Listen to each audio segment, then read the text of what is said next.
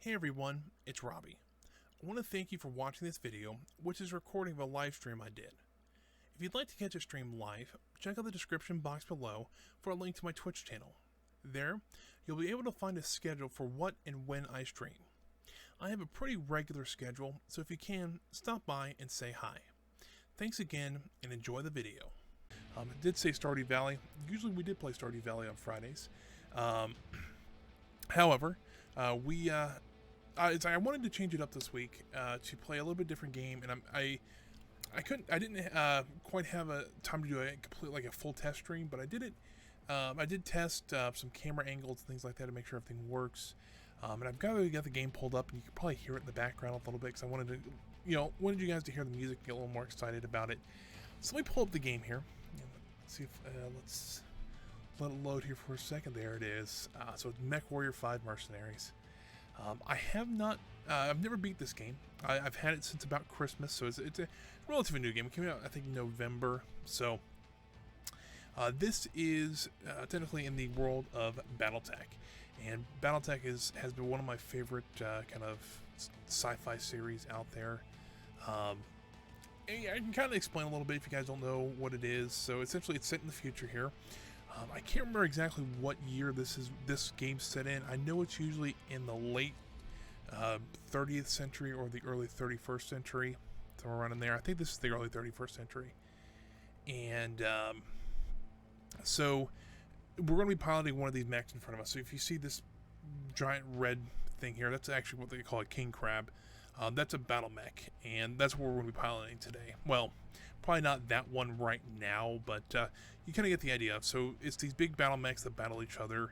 This is kind of like Modern Warfare is, or the actual kind of contemporary warfare is in this game.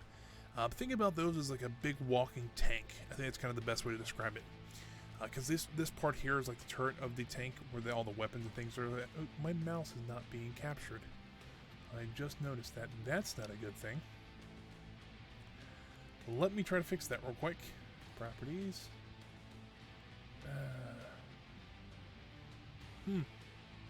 It does say capture cursor. Huh. That's a bit odd.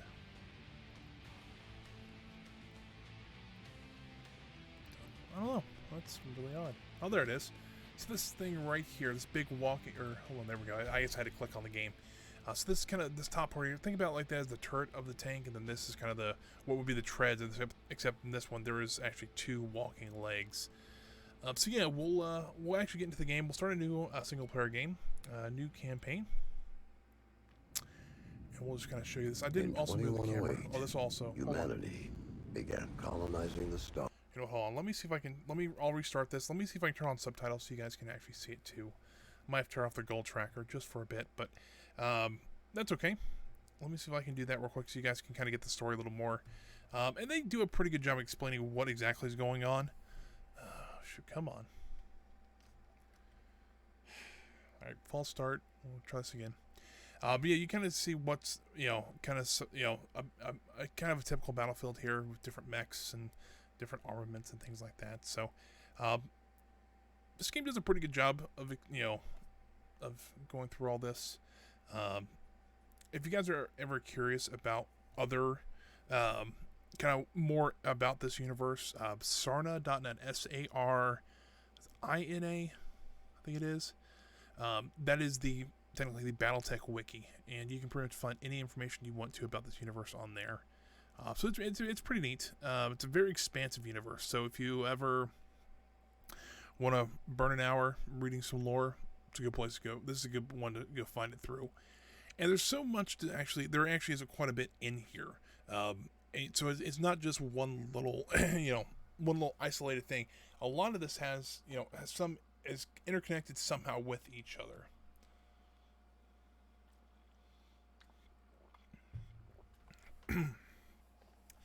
Didn't quite think it would take this long for the game to load, but all right.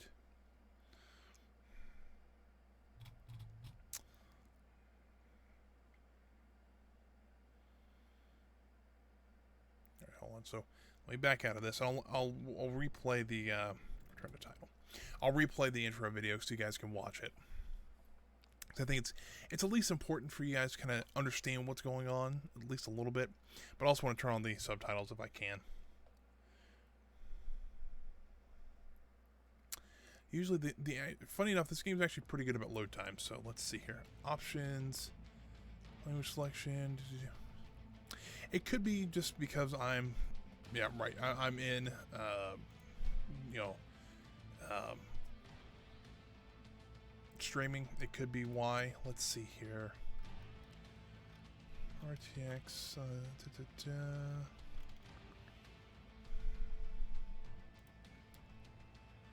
Alright, I don't see an option for subtitles, which is odd. I know once you get into the game there is some subtitles, but yeah. Alright, well, here's what I want to do. I want to turn off the gold tracker, and I want to mute my microphone, and I'll turn off my camera too, guys, so you guys can watch.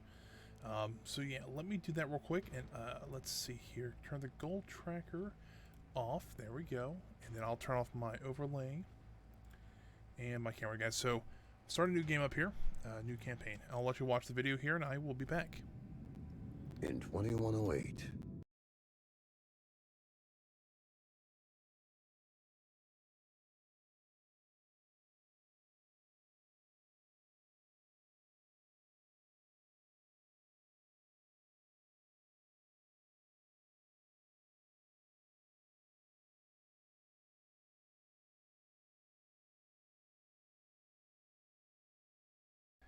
Sorry, I have my microphone muted there. So I guess what happened was when I went to turn everything off, it thought I went to cancel the cutscene. So what I'll do here, yeah, I accidentally skipped it again, and then I have my microphone muted, so I couldn't actually explain what was going on. So here's what I want to do.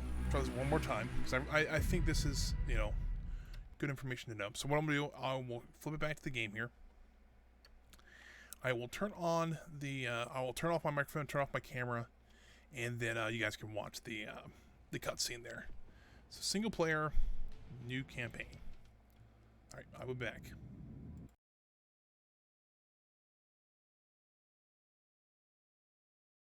stars. Their reach would eventually span a vast region of space known as the Inner Sphere. During its golden age, under the governance of the Star League, the Inner Sphere experienced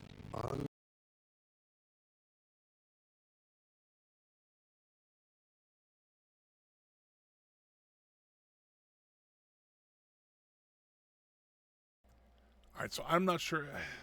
I'll explain the video a little bit, because for some reason it was.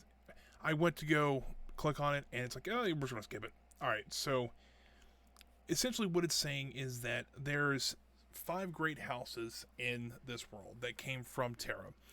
You can look up. I can't remember. It's it's House Steiner, House Davion, Liao, the Free Worlds League, and Merrick. Those are Free Worlds League is Merrick. I can't remember. I can never remember the 5th one.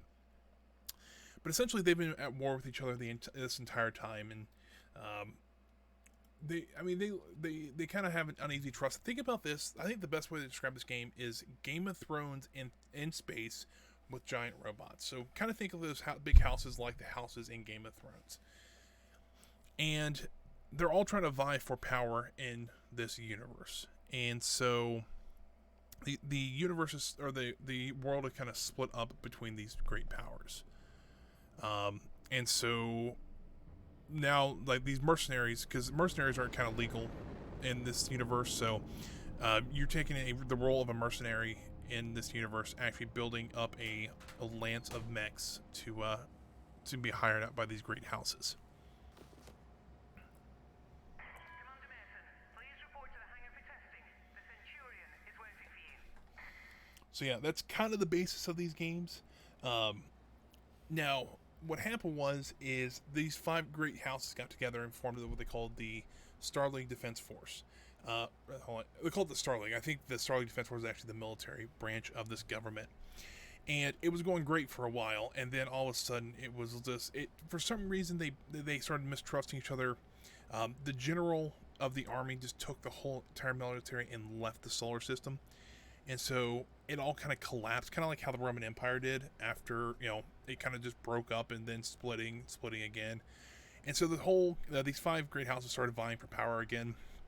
I lost a lot of technology when that happened. So these battle mechs that you have, which are, if you look here, this is a first-person view. These battle mechs are massive. I'm gonna let this guy go so you guys can get an idea. Come on, everyone's waiting. Get to the Centurion at the far end of the hangar and we'll get started. You guys can get an idea of how big these things really are. Just give you an idea. So, but the problem is these battle mechs are, can be hundreds of years old, and they're not really building any new ones, and that's kind of the issue. Because the only way you can actually get new battle mechs is you have to salvage them or buy them from a store. If you buy them from the store, they're very expensive. Or you can salvage them. So you feel like you kill a mech, you can get parts from it, and those parts eventually you can build a new mech out of it. So this is why these things are very highly prized. So having multiples of them, you either have to be really rich, like a nobility, or you're a mercenary or something like that, or you know somebody. To run the Centurion through its paces to see how it does. This is really the kind of the tutorial of it. He spent months getting it operational again after we recovered it from that ruined factory on Ramen 2. So he's kind of explain the salvage thing. That place was. Hopefully nothing explodes during the test, mate. I'm pretty confident you won't need to eject. No promises though, eh? See, He's joking, I think. Go on and power her up. Press the P button. Good. Fahad? Yeah, bringing up the systems now. Okay, armor and structure display up. Weapon systems up. Tactical display up. Everything looks good to go. Keep in mind there's parts on that mech that are at least 200 years old. So ease it forward slowly and we'll see how it goes. So you don't forget to hit the brake once you're clear of the hangar. So you guys can see kind of how this works. They kind of explain a little bit, how they had to salvage these mechs. Some of these mechs are extremely old. I mean, if you think about this, let's say you're trying to salvage a car. Most cars are not 100 years old. There is a few cars out there that are 100 years old. There is some that are not, most of them are not even 100 years old yet. So think on that. So, a car that's, that Henry Ford built. Think about that, trying to get, something that's double that old, and then trying to make it still work on a modern battlefield. That's kind of, it's kind of how you got to think about this. Nice work. Now revert to your drone cam. Enter third person, which is V. So I don't use this one very often. Do a left-right rotation test. But I think it's turn left. But I'm actually not using the keyboard on this one. I actually have a joystick and throttle, kind of like from a flight simulator thing Now let's make sure the that I use. working properly. Try looking around in all directions. So this is also kind of one thing by tanks. You see how the torso can twist independently of the legs. That becomes very useful later on, and also the arms can swing out more than the torso can twist. So independently from the legs. Your direction of movement therefore may differ from the direction you're actually looking. that's what I just said. Check your tack screen. You can see your current leg orientation is represented by the dotted line, and your torso orientation is represented by the cone. So if you guys look on the top left hand there, you can kind of see. The torso with your legs. You can kind of see that. So the dotted line is where we're actually moving to, and the cone's kind of where that is. So I have it set to C, but if I click, I have a button on my throttle I can use that with. Then try aligning your legs with the torso this time. Which I don't think I have a button for this one, so I just have to hit F. Looking good. The mobility course is next. Show me how fast you can get through those turns while still hitting each of the waypoints. Let's do this. Let's see. Run the mobility course. So, if you guys are kind of curious, these mechs aren't the fastest thing in the world. What I'm piloting now is called Centurion, so it's a medium mech, and the way they classify these is by weight. and I think this is a 45-ton mech, so it's not the fastest in the world. I think the speed there is, I can't remember if that's in kilometers or miles per hour. I want to say it's probably kilometers an hour, so they don't move very fast. I think the fastest ones move about 65 miles an hour. So they're not too awful bad, but just kind of give you an idea. The one he's in, I can't remember what that one is. I don't remember. You know, I know some of these mechs by heart, but some of the newer or some of the older ones I don't know as well. Go back to first person. I do like first person a little bit better. You know, back when I was your age, I once slammed the hunchback I was piloting right into my instructor's javelin. Oh man, was he pissed. So, oh, well, Yeah, go ahead. they just want to talk forever, it seems like. Thought you'd want to know that all repairs to the Leopard have been completed. We're now spaceworthy and ready to take on our next contract. How's the kid faring? He's a natural, just like his old man. I see humility is still in short supply, as usual. Just don't break that mech. We need it in full working order. So you can see how serious these guys take their mechs. I mean, they're almost like a part of them. Even if you read any of the lore, they're going to talk again while I'm speaking, but essentially they actually have neuro helmets that they wear, and the neural helmet actually has a signal that sends to the mech that they can kind of control the mech with, and they have had instances, I guess, in lore where people get like severe headaches and migraines because they're still getting used to their mech. They have a special a special frequency that they run on, things like that. So this is almost like a part of them. So it's an interesting little point to see. So just kind of give you an idea. This is an autocannon. That's like just a normal traditional gun. Just a real big one. Okay, take note of your ammo levels. Always remember to manage your reserves. Both autocannons, machine guns, things like that, and missiles have limits. Then we also have lasers, and the lasers actually do not have ammo for them. So that's kind of nice. So we hit lasers. See, they're pretty fun.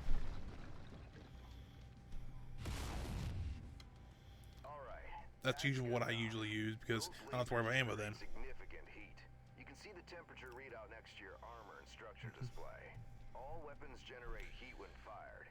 You overheat your mech during a firefight, and it could trigger a shutdown. So keep that in mind. You know, one thing in here is a pain in the butt is the heat management in this game. Long-range missiles are set to weapon group 3. The target lock has been disabled for the moment, but never mind that. Just go ahead and fire at will. So, and also, if you guys can hear, let me know. LRMs don't track unless you have a target lock on something. Yep, they're as dumb as a post without it. So let me guys know if you guys can't hear anything or things like that. So yeah, so now LRMs can actually lock on. I probably need to. You see how I've got a target lock on them if I hit them. Some of them hit, not all of them. Makes a hell of a difference having that target lock, doesn't it? Well, you know.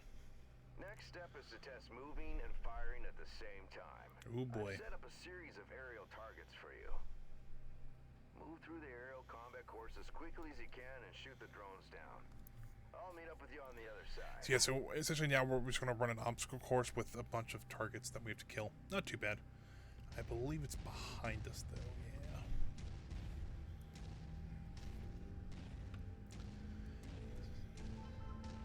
Target acquired.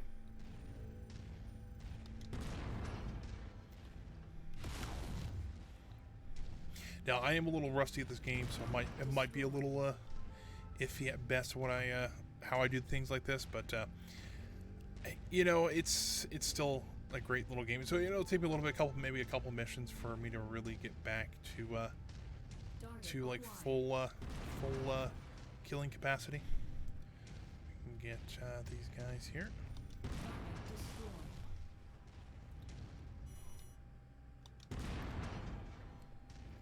There's those guys.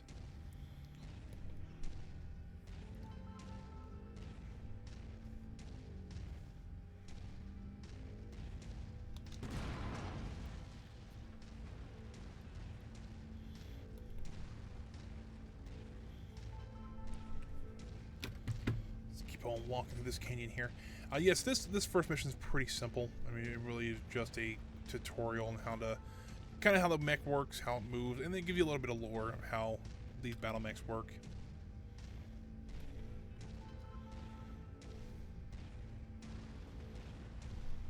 Target acquired. Target destroyed.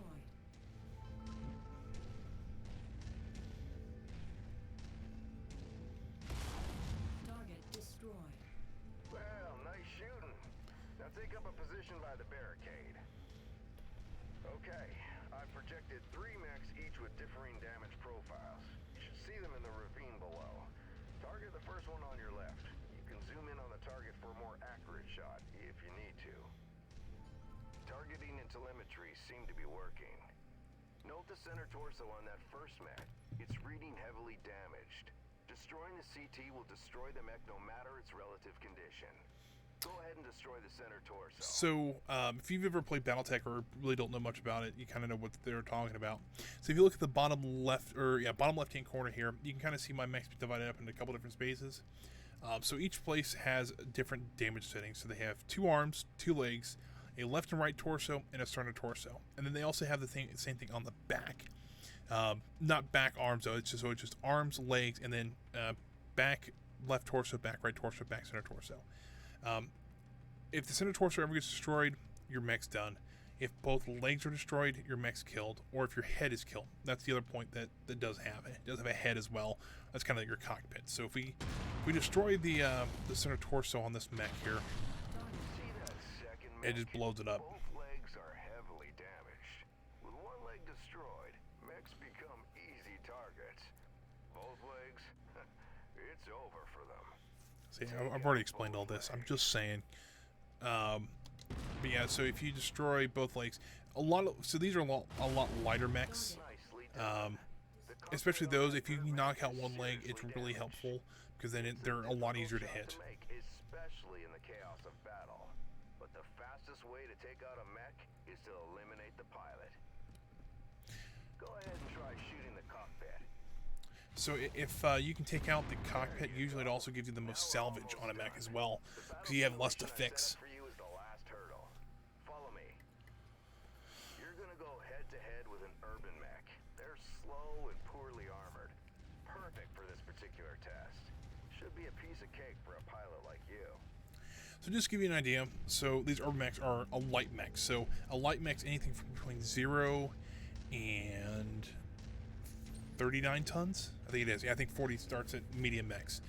I think these are like 30-ton or 25-ton mechs. They call them the urban trash cans for a reason. I've never been a big fan of them. They're just kind of more of an annoyance than anything else. Most light mechs are, until you get to like the 35-ton mechs or 30-35-ton range. Mechs don't really get too powerful. Things like you'll see commandos, fire starters, Jenners, things like that. So these are all names of mechs. So we gotta go fight this urban mech. And I don't see him. And that war up there he is. So you can see on the top left hand corner, these kind of diamond shaped things is what we're actually trying to fight. These are usually enemies. Red are enemies, like tealish are allies, things like that. So kind of explain a little later how it all works.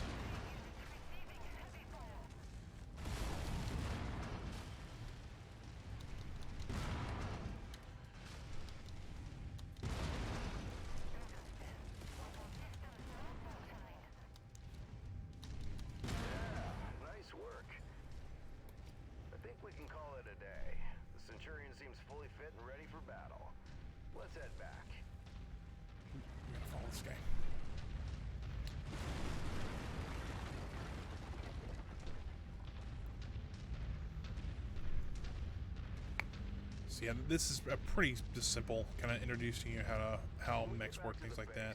We'll buy Fahad a few beers to say thanks.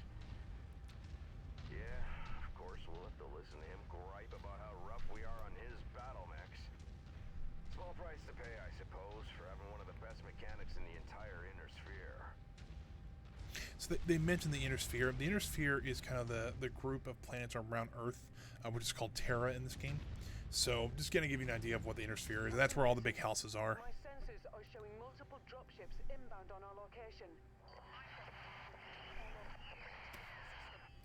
I'm showing over a dozen bogies.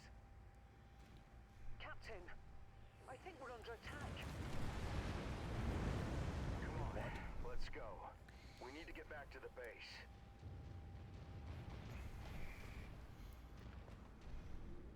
So it is a Leopard. That's a they call it a dropship. So if you get from space to Earth and back, you can have to use a dropship. And they can usually hold a good amount of battle mech, usually about 4 or 6. There's a commando, and there's that king crab I was talking about. There's also a hunchback on the right there. Get to the base now. I'm gonna try and draw them off. By yourself? We can fight them together. No. From what Rihanna says, there's too many of them. Don't worry, I'm just gonna distract them. I'll catch up with you. Now go! Commander, the base is under heavy bombardment. I've ordered a full evac. You need to hurry. Yeah, copy that. We've come for the coordinates. We know you have them. Give them to us, and your family is safe. I have no idea what you're talking about. Who are you? Is that really the way you want to play this? Seriously? Listen to her, Nikolai. It'd be a shame to have to kill your only son over what? A set of numbers. You've done your research, I see. But you're too late.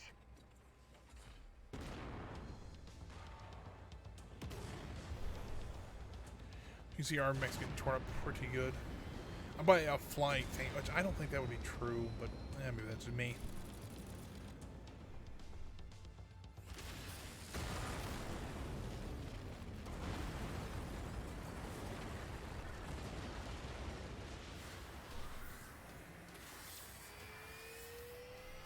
So I believe this is our Leopard that's taking off now.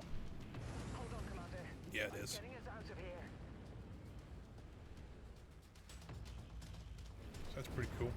You can kind of see, you know, the King Crab's a 100-ton mech, so it's one of the probably the biggest in the game.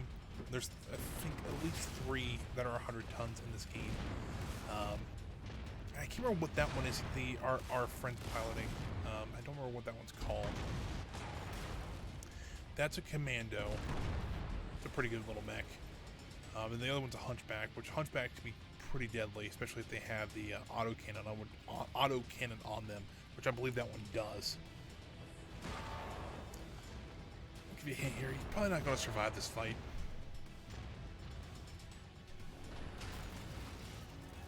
Stepped on his friend. Oh well.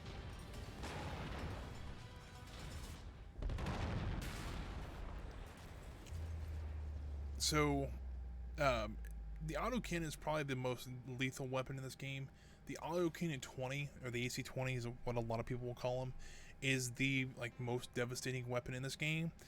The King Crab mounts 2 of them, and so it's a pretty hefty mech. And the Hunchback carries 1 of them, and but there's a couple different variants of them. But yeah, that's kind of how the combat goes in this game. And so yeah, it's a fun game, and I'm kind of glad to be playing it again. Also, I play BattleTech as well. So there's 2 games that we can play, or that I have for this. So you have MechWarrior 5, which is the first-person shooter type, and then you have BattleTech, which is a kind of like an XCOM style turn-based mech commander. Where you're actually in charge of 4 mechs that you're on the field with. So that's a really fun game. I've beat that game 2 or 3 times now, and very fun to play. So now I think we should be getting into the second, kind of the other part of this. So you can see here, it's the 27th of May, 3015. Sorry to wake you, but our sitrep has changed. Head to the bridge as soon as possible. So now we're going to be on the Leopard. So this is just the dropship that we have. We actually have a really nice crew quarters here. So you can actually walk out here. To kind of give you an idea of how big this Leopard is. This is this is a bay for battle mechs that we can store them at. that's the mech we were just piloting. So this will hold, I think, 4 mechs, I believe, like fully ready battle mechs in here. So that's pretty cool. So this is our bridge. It's very nice. So we'll go talk to Rihanna. Commander, good to see you up. We haven't really had a chance to speak since your father was killed. I'm not much for sentimentality, but I worked with your father for a long time. He was a good man. Hell, he sacrificed his life to save ours. I don't know what's going to happen next, but whatever it is, I'd like to be part of it. I'd like to stay on as your ops commander. That is, if you'll have me. You kidding me? Your family, Rihanna. Or as close as I have now. Besides, Yeah, if I'm mistaken, the guy in that big mech was actually your father. So this is, you're taking over the crew that he used to run. Those bastards that came after us are in the process of setting up a blockade of the system, which means we're going to be trapped here with a tightening noose around our necks unless we do something about it. who are these guys? Another mercenary outfit by the looks of it. I don't know more than that at the moment. And these coordinates they were looking for? Not a clue, but we're going to find out. First things first, we need transport out of the system. That means a jump ship. I sent out a transmission right after the attack through the HPG. The message was for a long-time client of your father's and an old friend of mine. Name is Spears. He has powerful connections. I'm hoping he can help us out. Until I hear back from him, there's nothing we can do except lay low. In the meantime, Fahad wants to see you down in the hangar. The Centurion needs repairs and he wants to discuss them with you.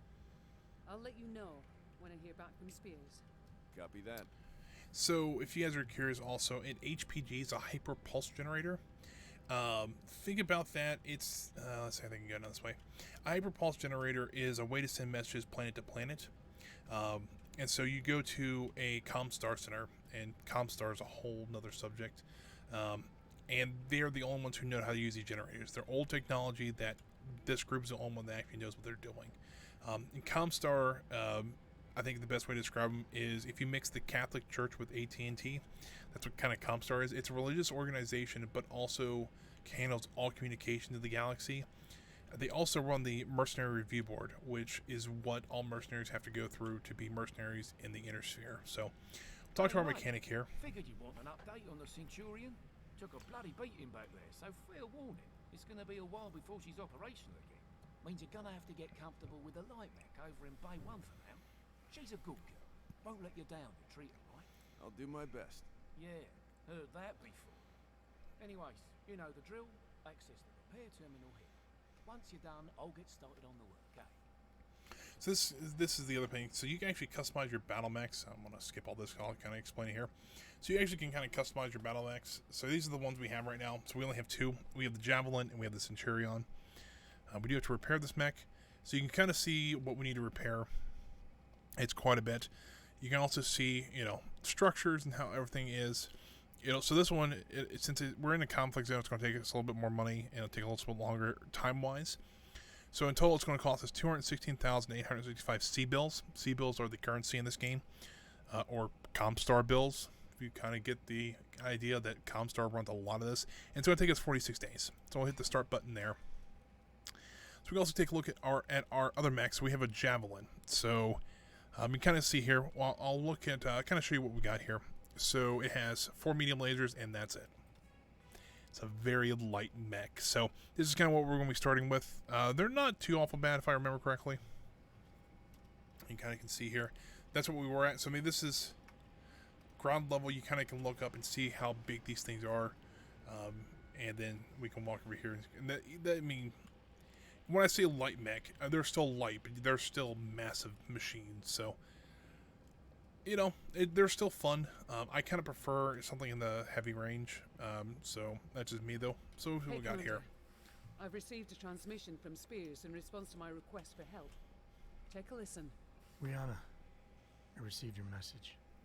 I'm sorry to hear about Nikolai. He was a good man, and an even better pilot. He'll be sorely missed. I assume his son will be taking over the operation. Nikolai was always bragging about the boy's skills. Well, I hope he was right. I've begun working on a plan to get you safe passage out of the system, but it's going to take a little time. I expect you already know by now that whoever attacked you has set up a blockade to prevent your escape. It's a large system, though, so we can use that to our advantage. As soon as you receive this, I want you to proceed to the outermost planet in the system. It's little more than a hunk of ice with a few leftover mining operations on it. There's an abandoned power station there. Now, I've got it on good authority that local raiders are using it as a secret cache for their ill-gotten goods. I know you can use supplies and materials for your repairs, and I expect you'll find what you need at that location. I've attached the exact coordinates to this message. Once I have a proper plan in place, I'll contact you again. For now, be safe. All right, time to suit up, Commander. I've already input the coordinates. All I need is for you to sign off and get us there. Understood. So, that's kind of this is also kind of the in-game stuff. So this is missions we'll do. So the first one is just a smash and grab. So we'll go over here and we'll this navigation, things like that. So we want to head over to this one, smash and grab.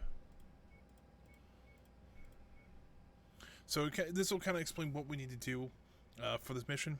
Kind of gives there's a little bit of a story behind what this mission is, and then kind of what the planet is. And this is kind of important.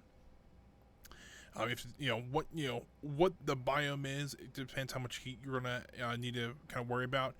On an ice planet, it's hardly any, but if you go to a desert planet or one with no atmosphere, that gets a lot hotter.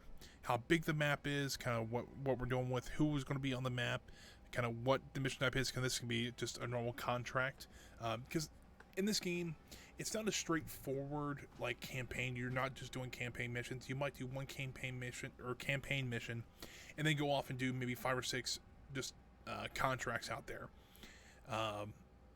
And so yeah, that's how that kind of works. And then on this side, it kind of tells you who you're going to work for. Negotiations. So we don't have anything, negotiation power wise. Later on, I've gotten like this like 20 before, and so we can kind of choose where we want it. So we can either get it in C-bills, we can get it in salvage shares, or we can get it in damage covered. C-bills is how much money we're going to get. Salvage shares is actually what split of the items we can get off the battlefield. So like a weapon might cost 1 or 2 points. A full battle mech might cost 50 points, depending how big it is. And then damage covered is actually the amount of money, or how much, like it's almost like insurance. This is how much the employer will cover for repairing of your mech. So that's always very nice. But I think I just want to go with some weapons, just so that we can build up a little bit of stockpile of weapons, because worst comes to worst, we can always sell them later. We also have a tonnage limit down here. So this is how much weight we can drop mech-wise.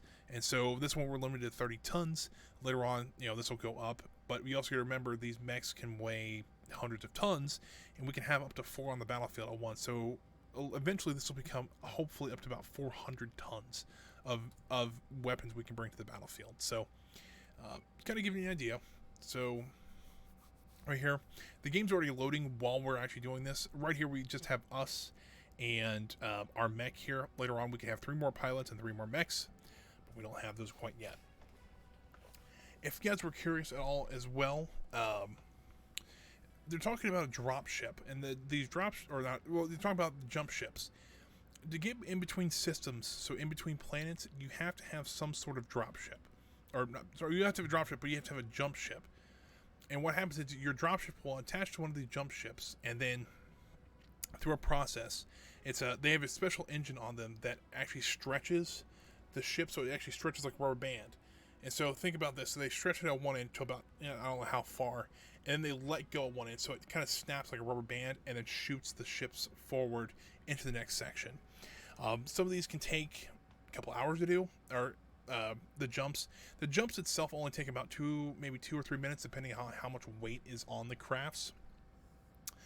But, to recharge those engines can take up to some hours or even a day or 2. So if you're traveling 2 or 3 jumps, it could be a long time between those. So it looks like the mission's ready. So we are ready here. Okay, well, Mr. Musics, thanks for stopping by. Just kind of hopefully you can catch me a little later as well as on YouTube. If you do miss the rest of the stream, I'm I'll put it up on there. I don't have yesterday's stream up quite yet. That'll probably come up tomorrow, just because I had some issues rendering it last night. So hopefully that'll be up tomorrow. I'll have the best bites of this out today as well. So that's kind of the hopes right now. But yeah, we'll jump into the mission here, and this is actually kind of the first mission you're kind of on your own devices. So you can kind of see the hangar here, where they're going to turn the things around. There's a door that's going to open up, and we'll be able to walk out. Just, I think you don't drop out quite yet, but if you see here, you kind of we saw it in the first mission, or kind of the first cutscene. They can let battle mechs fall out of the bottom of the ship. I think it's pretty neat. Copy that. Good hunting, Commander. So this battle mech I have now, the Javelin's a pretty fast mech. It's a light mech. Your piloting is lightly armed, Commander, but what it lacks in firepower and armor, it makes up in speed and mobility. Good try, Rihanna, but I'd still rather have the Centurion. Well, can't blame a girl for trying. So yeah, you kind of, they're even talking about how light these mechs are. So The power station being used by these raiders is derelict, Commander. But you can bet its perimeter defenses won't be. My guess, the raiders will have turrets stationed around the perimeter. If that's the case, it means they must have a generator close by. Find and destroy that generator before assaulting the plant, and you'll have a much easier time of it.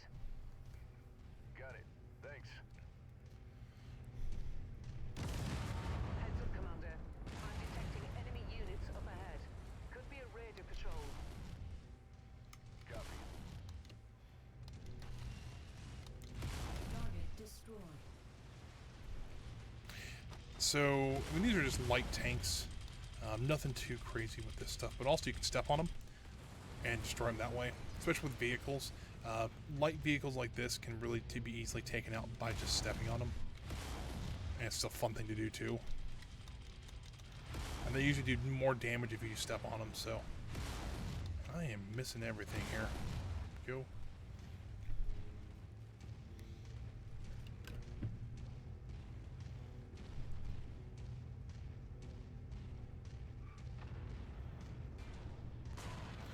Right, we got something else here.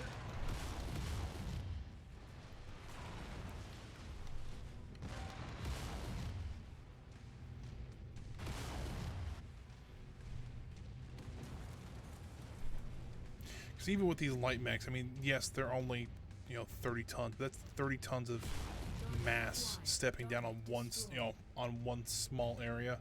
So yeah, these things can, you can kind of see why if you got stepped on by one of these things, it would hurt. With the generator blown, the turret should be disabled now.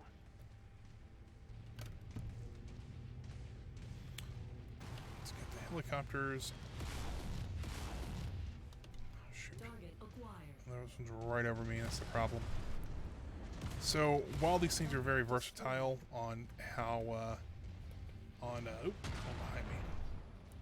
On, how far they can shoot and things like that. Where is he at? Alright, I have lost this. Oh, there he is. Kind of how versatile these, lasers go. They can't, they can't do everything. They can't go straight up. They can't shoot straight up. They can't shoot, like, right in front of them.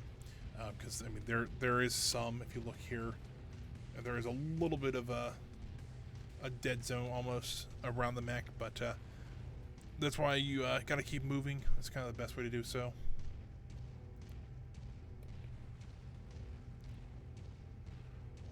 We are at the base now. Geothermal power plant up ahead. There's a number of storage buildings in and around the plant itself. I suspect that's where they're storing their loot. Time to smash and grab, Commander. Once you locate the storage crate, mark it for pickup, then move on to the next building. From my initial scans of the site, I've marked where I think the crates could be located. Look there first. Roger that.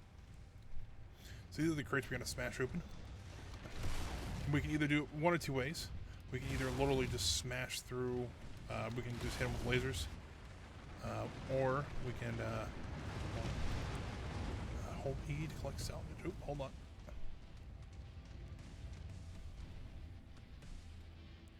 Step a little closer, maybe. There we go.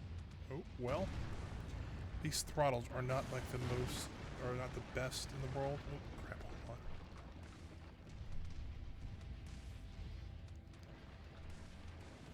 Good work. There we go. There's More one to marked. pick up. Aha. I knew something was hitting me. I just didn't know what. But that makes sense. All right, come on. There we go. Anyone else want to try that? Nope. All right. There's someone else over here. Where's he at? There he is.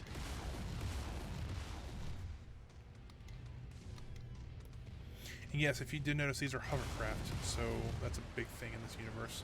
A lot of the light and medium tanks are hovercraft. They actually make it a lot faster, so it's a little harder to hit them, but they are pretty effective, especially on heavier mechs. Usually with the light ones, you're okay with them. Doesn't look like there's any more crates in here, though. So that's okay. We'll get out of here and go to the next section.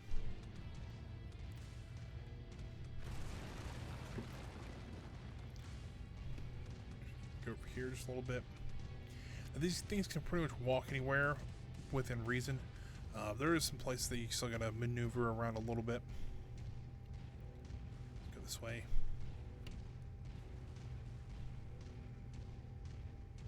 Now, also in maps like this, though, you don't have to kill every enemy. You just got to do your objective and leave. There will be some also optional objectives that we can get later, but yeah, these are, you know, killing all the enemies is usually not one of them. So let's go over here. Got some more crates we can kind of blow open. Nothing in there. No, there's one. Oh, come on.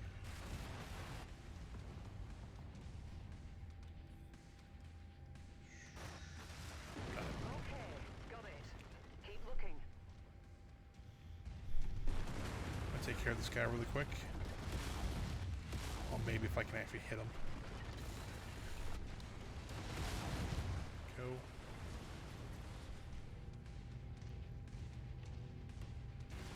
Death from above. Ooh, missed him. No, I didn't. Oh, that was cool.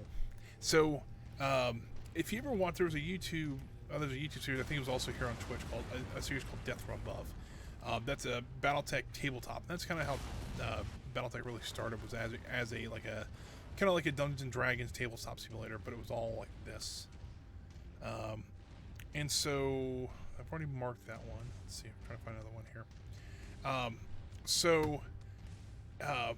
And they actually play the tabletop version of it. It's actually the people who created the other BattleTech game, the turn-based one, who play it. And it's a neat series. If you ever want to know a little bit more, watch them. It's a fun little series to watch. If you see anything worth blowing up on your way out, say a weapons depot or something, I won't object. Let's actually go this way. I think that's how we have to go. But yeah, it's a neat series if you ever to watch it. They actually put themselves in their game, which is pretty neat. In that one, you actually follow a group of mercenaries called Masons and Marauders. Mason in that game is actually a guy named Mitch Gittleman. He's actually one that helped design the original game, so he's pretty neat to listen to and watch and things like that. So, so originally, in the kind of the history of these games, the first game that actually came out was a tabletop RPG, similar to Dungeons and Dragons, things like that. But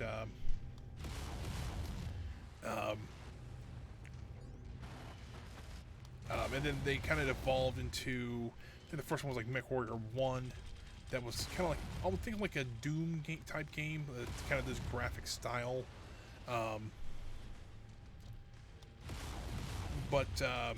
But you're piloting these mechs. They wasn't the greatest game. 1 and 2 wasn't great.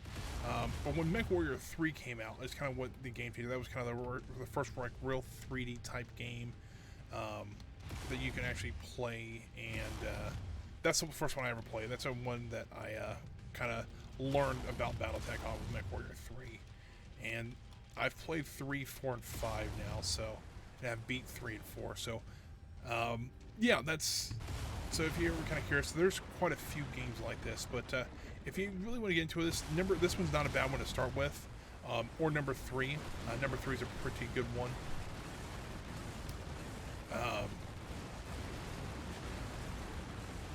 Let's see here, because 3 is a little bit different time though, so you gotta be kind of careful.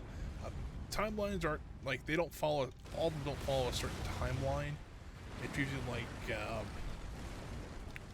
I think number 3 takes place in like 3055, maybe somewhere around 3050.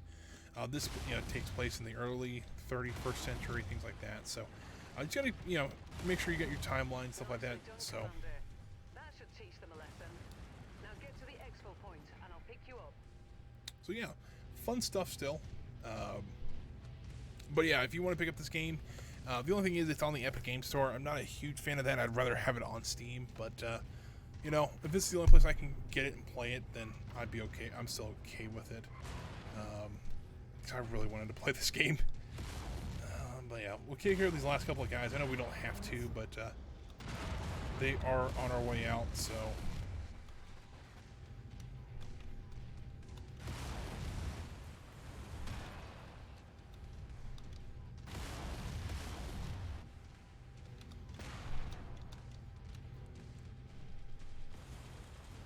Stepping on mechs, I'm stepping on tanks.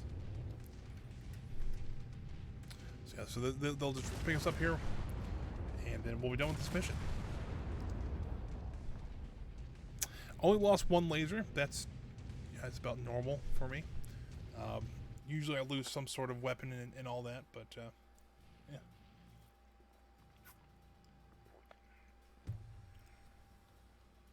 So yeah, first mission done.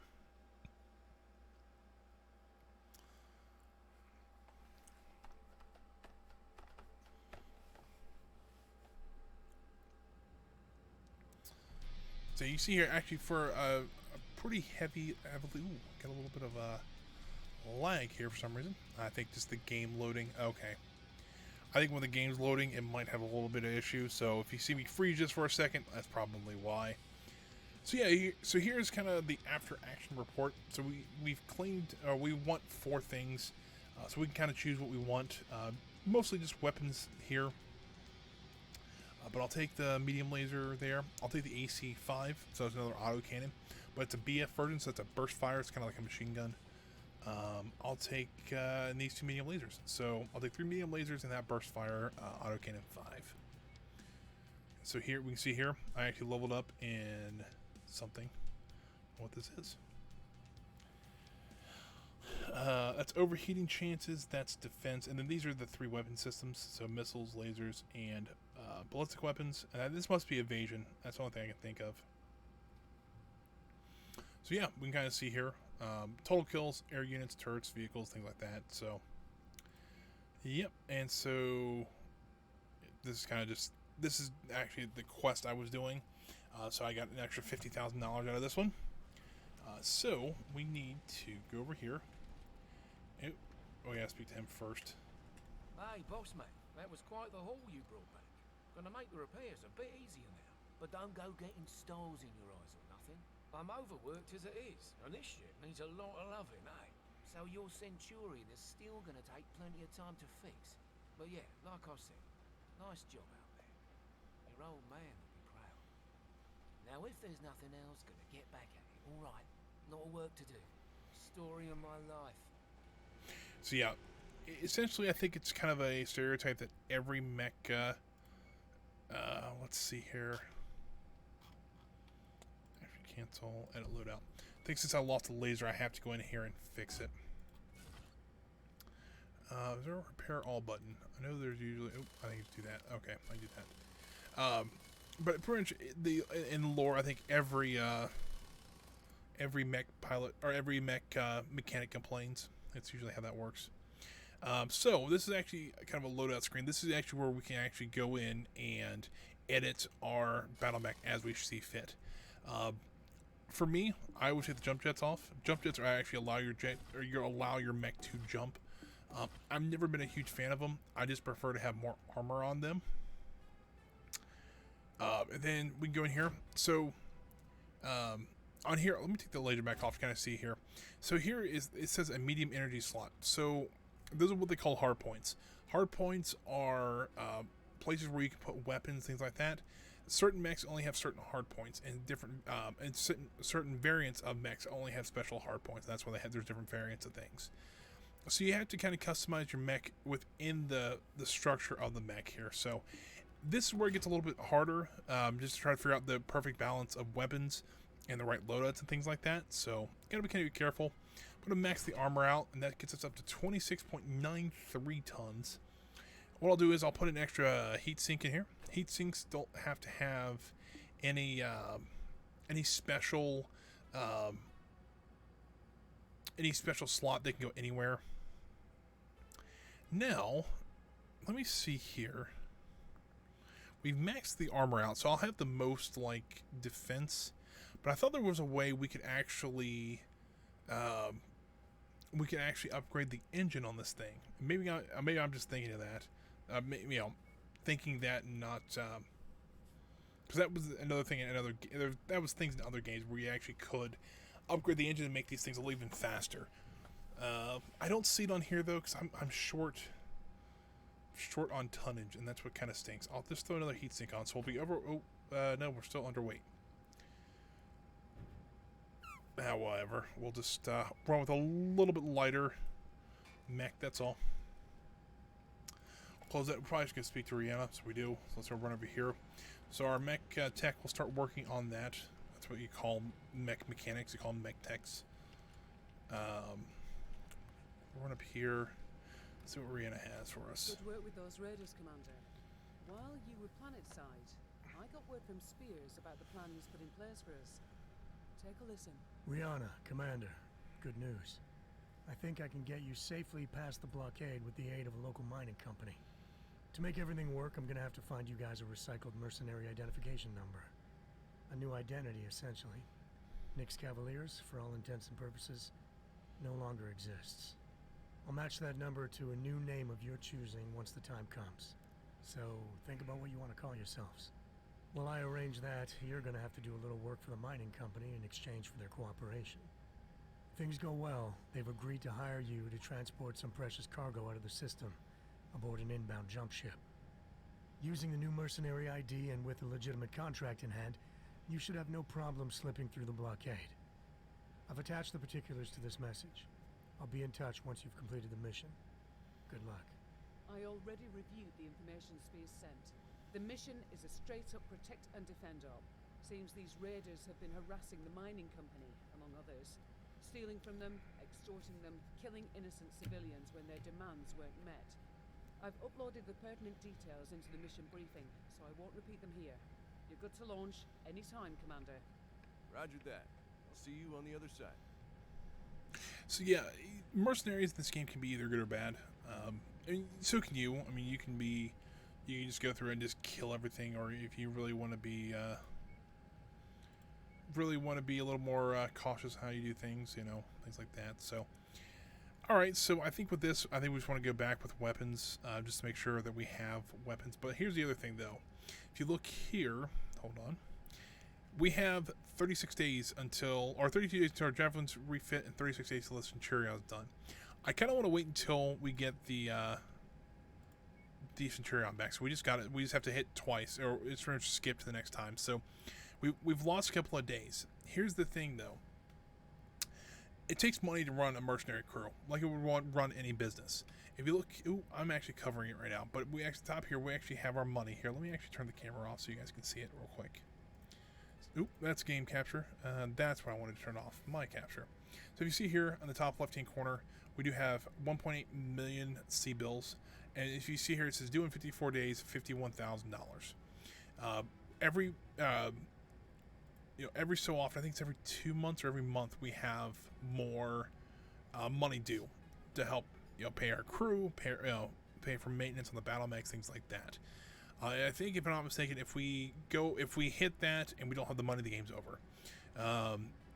And how that kind of increases is we get more mechs, we get more pilots, better crew, things like that, and that'll eventually start going up. So that we have to keep in mind that.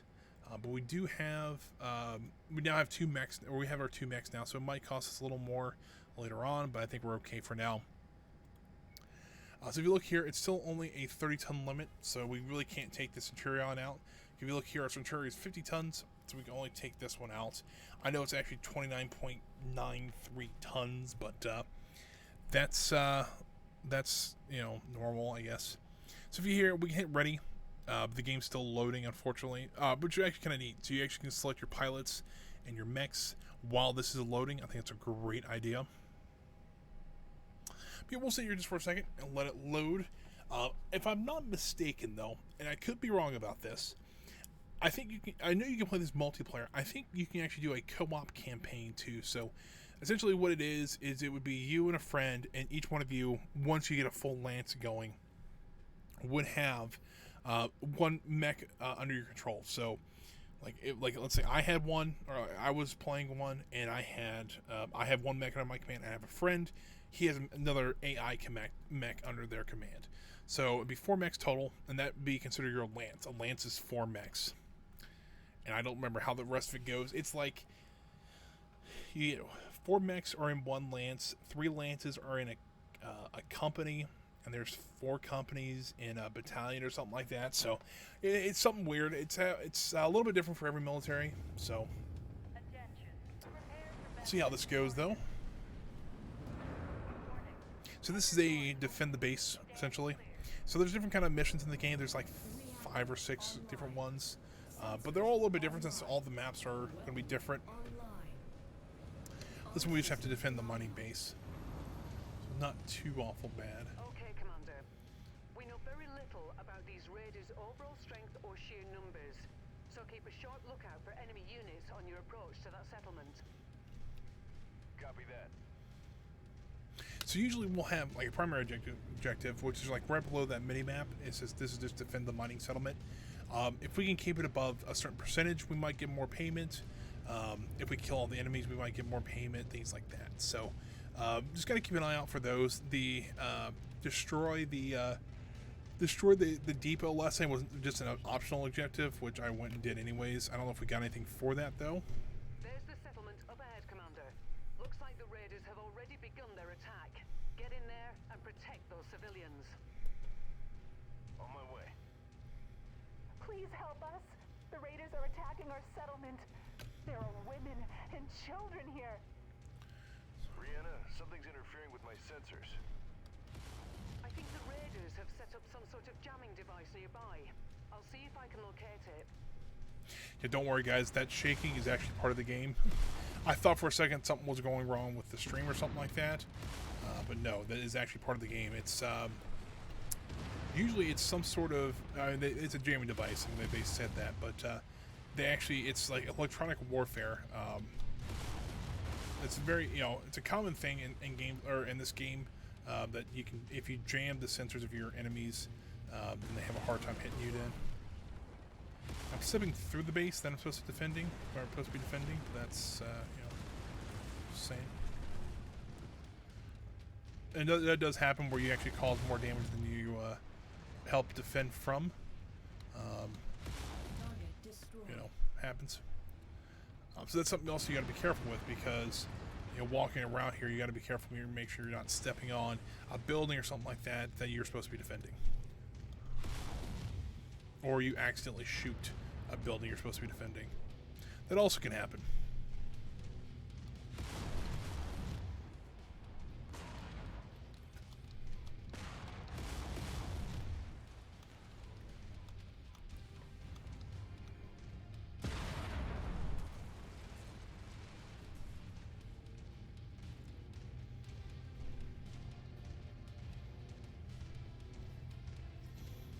Usually they'll start coming from alternating side. Significant damage. You need to clear out these raiders now.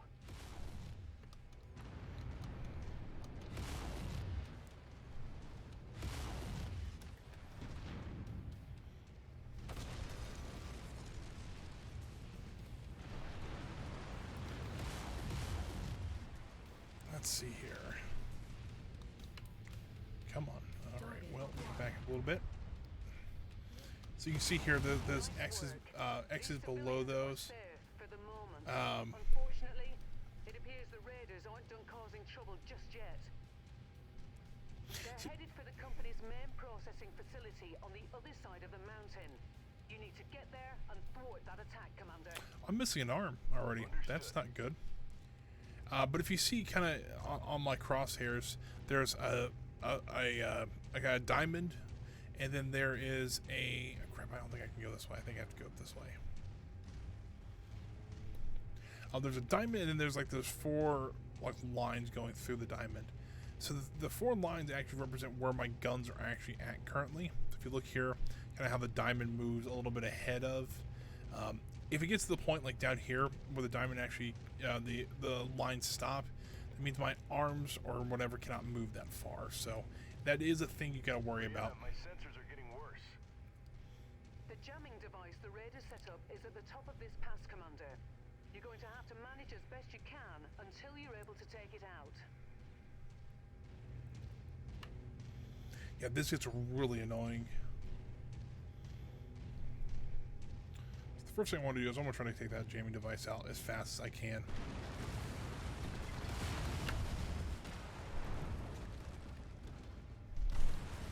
Target acquired. Okay, with that jamming device eliminated, All right, take it out. sensors should have cleared up. Yeah, much better. Your onboard radar should also be operational now.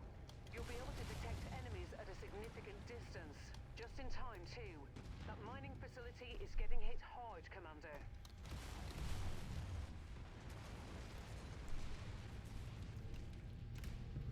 So we're gonna run down to the base here and hopefully make it in time. With lasers, though, you have to kind of keep it on the target because you can hit them and just kind of strafe them with it. But the most damage you get is from actually hitting them consistently with it. So I believe the base is actually down around this corner here. There it is.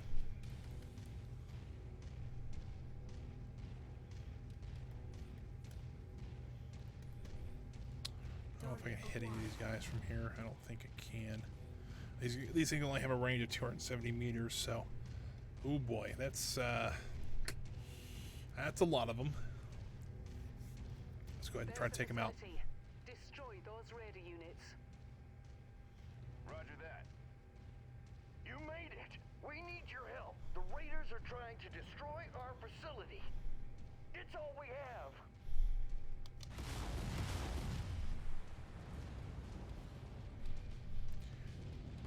There'll be a lot of tanks being stepped on here shortly. Target destroyed.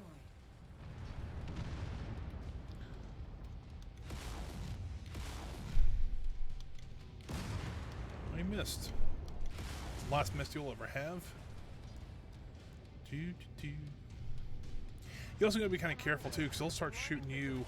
And if you're in the buildings, there could be just if they stray off, then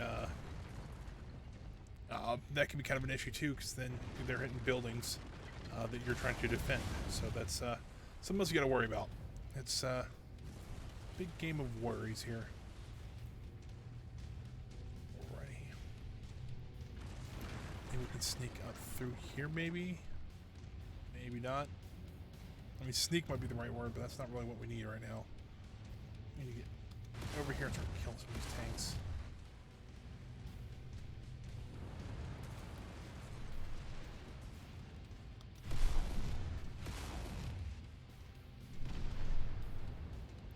Sometimes you just gotta blow up part of the facility so you can actually get through it, unfortunately. Enemy VTOLs inbound on your position, Commander. Great.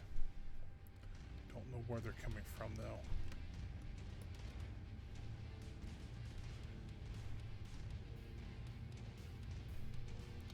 Take out this guy, though. There's the whirly birds. And the problem is with VTOLs is I cannot hit them very well. Well,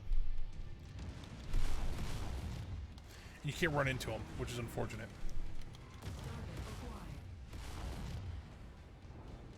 Come on. Target destroyed.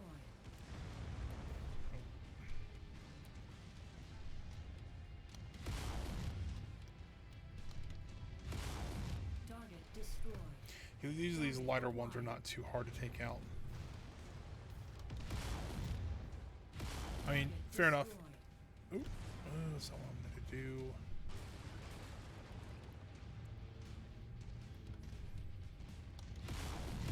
Good work, Commander. Yo. That should make the mining company happy. Prepare for exfil. I'm on my way. Yes, that should be the end there. So, there we go. Another mission completed. Oh, you know, we lost not quite half the facility. It could be worse.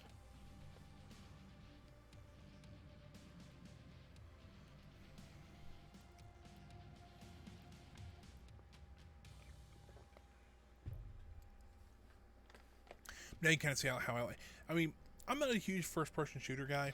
I mean, I do play. You know, oh, hold on. Got the game loading there.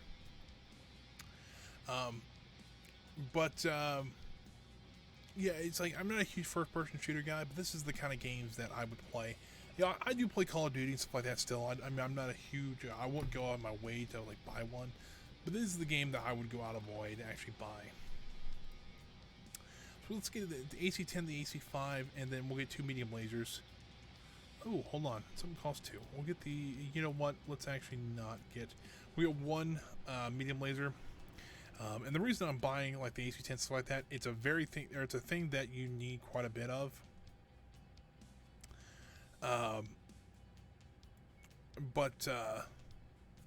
It's something that's kind of hard to get sometimes. So you see here, those raiders were intent on shutting down the entire mining operation, and that mobile jamming tower almost put a spanner in the works. Luckily it didn't, thanks to me. There's a lot of people down there that owe their lives to you tonight, so it's pretty cool. Alright, so let's repair this mech. I don't think we didn't lose any weapons on that one, so we don't really have to customize it again. If we lost a weapon, we'll have to go in and customize it and actually manually replace that weapon. Does happen quite a bit with me though, unfortunately, especially when you get to the Centurion when there's weapons in the arms. That does happen quite a bit. It turns out the bastards who attacked us and who have set up the blockade are a mercenary outfit by the name of Black Inferno. Unfortunately, that's about all we know at the moment. Spears and I will try to dig up more information if we can. The time will come when we can extract some proper vengeance. But right now, we have more pressing concerns. More pressing concerns? Inferno forces are closing in on our location. That means we only have a small window in which to fulfill our obligations to the mining company and haul ass out of here. The company wants us to take down the raiders for good by destroying their base of operations. Once that's done, they'll arrange passage for us aboard the inbound jump ship. I've detailed the mission briefing and it's waiting for your sign-off. You're free to launch whenever you're ready, Commander. Roger that. Alrighty, so we can go here and actually Centurion's ready, so we can use it now. So then we just have to do this last contract here, and then we can leave this planet, and then it kind of becomes open world then. And I'll show that here in a second. But right now, guys, I'm going to run and use the restroom really quick, so I'm going to be right back. So we can pop that up. Oh, come on. Is my keyboard not working? Well, that's why. I was hitting the wrong button. That could be why. Alright guys, I will be right back. Give me like about 5 minutes maybe, and we'll be back. We'll complete this mission, and then we'll kind of get into the rest of the game and show you how that works. So yeah, I'll be right back. Okay guys, I am back. So I had to grab a little quick snack too while I was up there, just to settle my stomach a little bit. It was acting up a little bit, but we'll get back in the game here. So we got the last one to take down. Let's see here. We're recognized with them, so we do get we actually get 3 negotiation points now. So that's pretty neat. Well, I actually want some more salvage shares out of this one. Because there might be some more out of it. So we can also switch to the Centurion now. The Centurion and the Shadowhawk. Me and them do not have the greatest relationship in the world. Because for some reason I always lose a lot of weapons on them. Don't know why. But I do.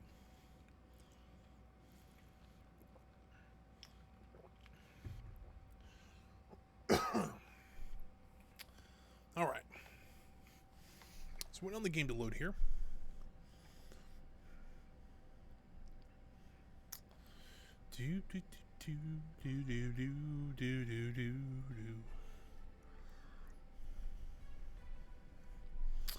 Alrighty, we are in.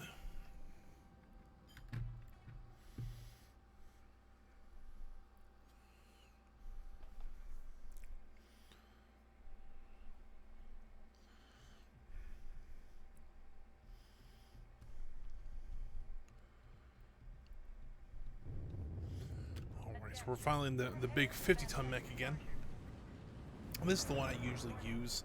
I usually get rid of the javelin soon after this because, honestly, the way I kind of play, I need a bigger mech, and the javelin just sits there, and we have to pay for it still. So it's not great. These raiders we're taking down are murderers and thieves, Commander. Don't show them any mercy. Mess with the bull, you get the horns. That's So- it. Exactly. Sounds I got enemy sounds good to me. contacts up ahead, Commander. They must have detected us on the way in. So now I do have all 3 weapon systems on this one. I do have an AC-10, I have 2 medium lasers, and an LRM-10. So we will be able to try to level up all 3 of them.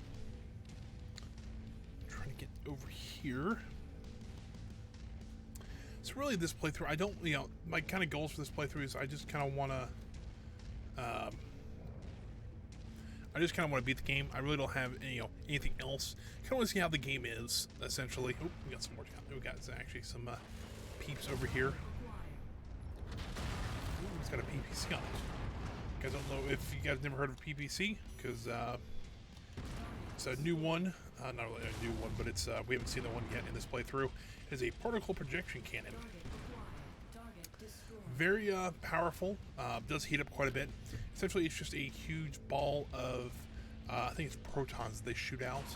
It can affect your mech just by,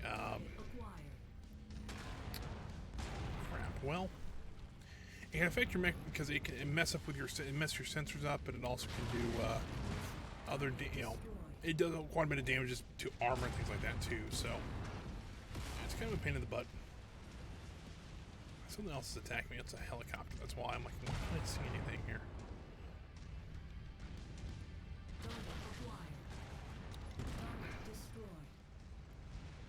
So yes, you can just shoot your missiles off, and I do that quite a bit, kind of like a shotgun effect. But it's not the most accurate thing to do. Not probably the best thing to do. You know what? I think I'm getting turned around. I think I'm going to go this way. I don't know. There really is no set way to actually go in these missions. Some of them, they kind of guide you a little bit, but you can kind of go as you want, which is kind of neat. More helicopters here.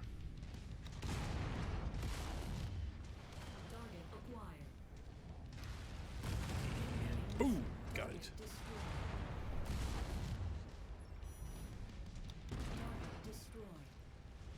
Igor inbound, Commander.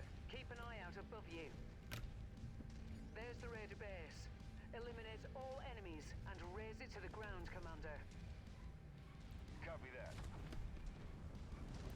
So another helicopter over here. Oh, that's a big one.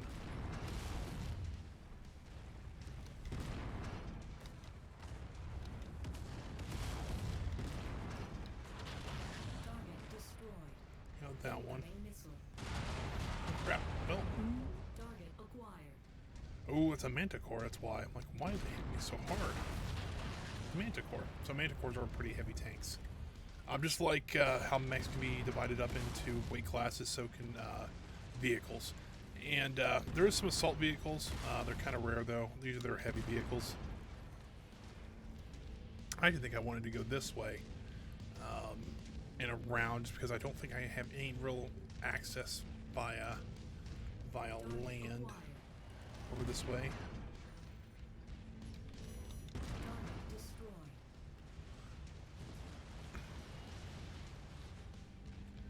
Let's go over this way. Hopefully, get some more. Just one more tank. Oh, got another VTOL here. Oh, I thought I hit it. Got it that time though.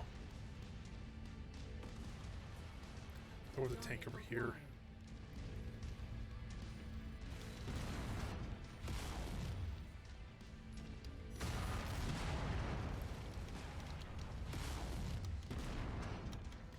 What the heck's that? Me over here. Yeah, it's gonna be a manticore of some sort. I'm already taking a beating. We haven't even got to the base yet.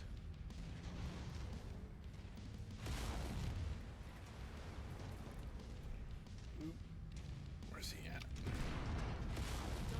It's a scorpion. Alright, scorpion down. Now, I do know quite a bit about this game, and I didn't mean to fire those. So if you guys ever have any questions, let me know. I'm more than happy to try to explain it. I'm not the most knowledgeable at this, but I still know quite a bit about it. So let's go ahead and start wrecking shop here.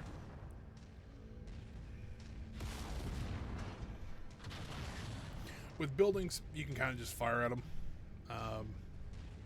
With missiles, they're pretty good at going down.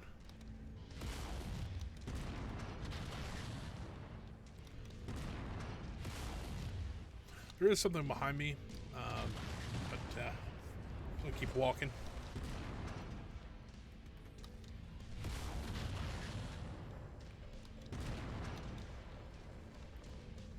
Let's see if some ammo for the AC-10s.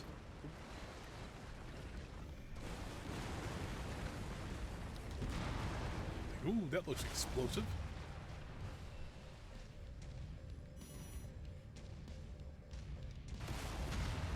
Sometimes you just gotta sit here, unfortunately. There's that tank that I was looking for.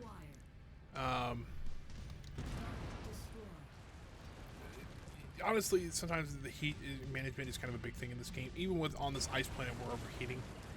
It's kind of a big thing. So you can see how much heat some of these things can actually generate just by firing. So, gotta be careful. That's all. So, but walking through buildings is a good way to do this. You do have to kind of worry about a little bit because sometimes it can damage your legs. Not all the time though, but so to walk through a building, it is very fun to walk through a building like this. You can sit here and just hit buildings while you're walking through.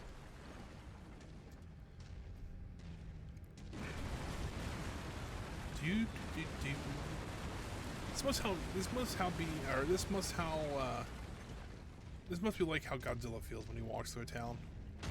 Very similar, I guess.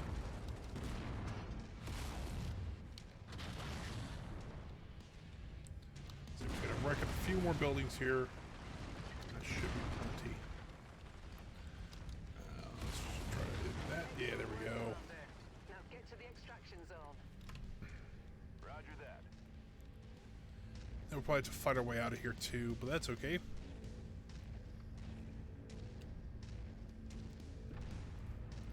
CV here. And actually, Max still looks decently okay. I think the armor just has taken a beating a little bit.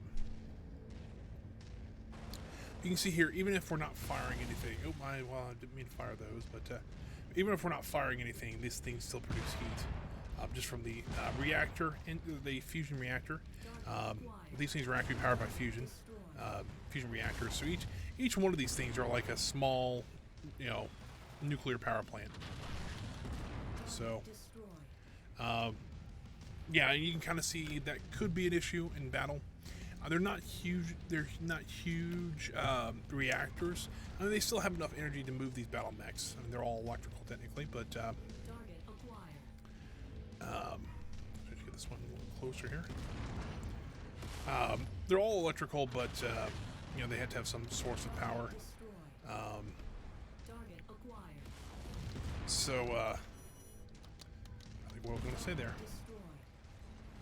So the problem is that looks like these raiders somehow got their hands on a spider mech. It's fast but lightly armored. Avoid letting it get behind you. Come on, guys. But so yeah, there is this thing is that you can actually hit the fusion reactor and go have a mech go nuclear on you, and it doesn't it's not like a nuclear reactor we have nowadays. They're not that powerful. I mean, they still cause a pretty big explosion that if you're caught in it, it could very well kill you, even if you're in a mech. If you're outside of a mech, it's going to kill you. But if you're inside a mech, it's very possible you can do a lot of damage or destroy the mech. So, where is this spider mech at? By the way, spider mech, not a great mech. There's another tank.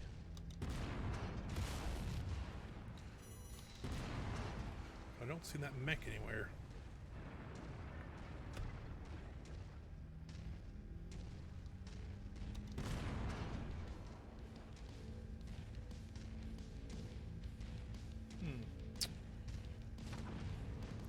I can hear explosions, but I don't see anything.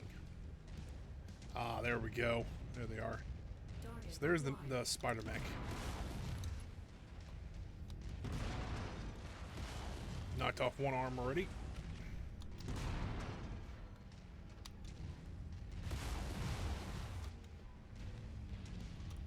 Oh, dang it. So I lost that arm. So unfortunately I lost that AC-10, which absolutely sucks.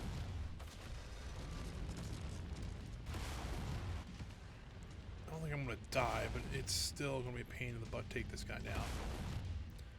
I was hoping to keep that, you know, alive a little bit longer. And now you can see why I picked up that AC-10, because I knew that I would lose. Once I get to this mech, I lose them like crazy.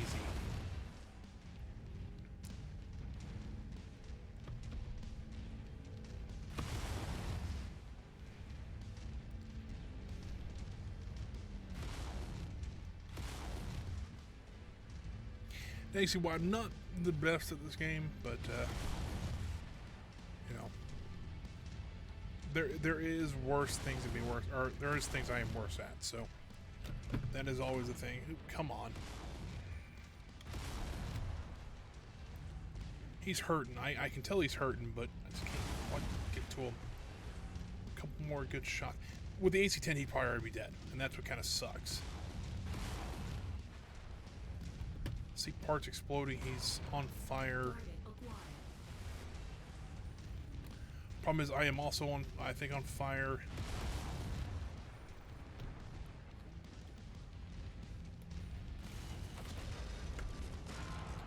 get rid of these tanks really quick.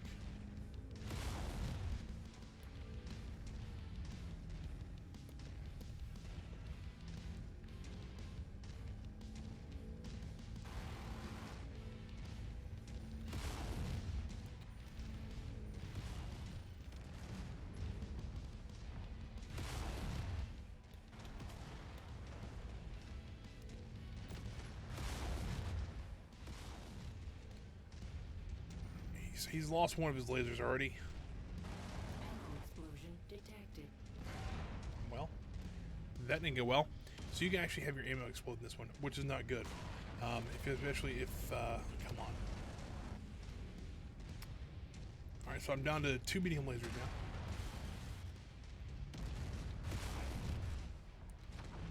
It's not good. Come on, die already.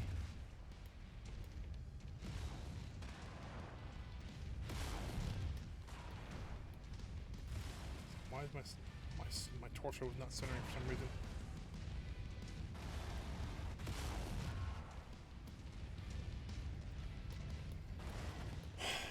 I'm gonna have to restart this mission, aren't I? That would absolutely suck.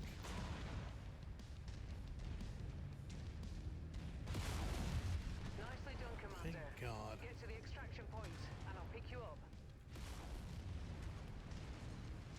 Alright, so we're going to repair this mech completely, which is unfortunate, but if you see here now, it's a little bit more like how I usually end missions. So yeah, not great. We'll get ready for a frame drop here.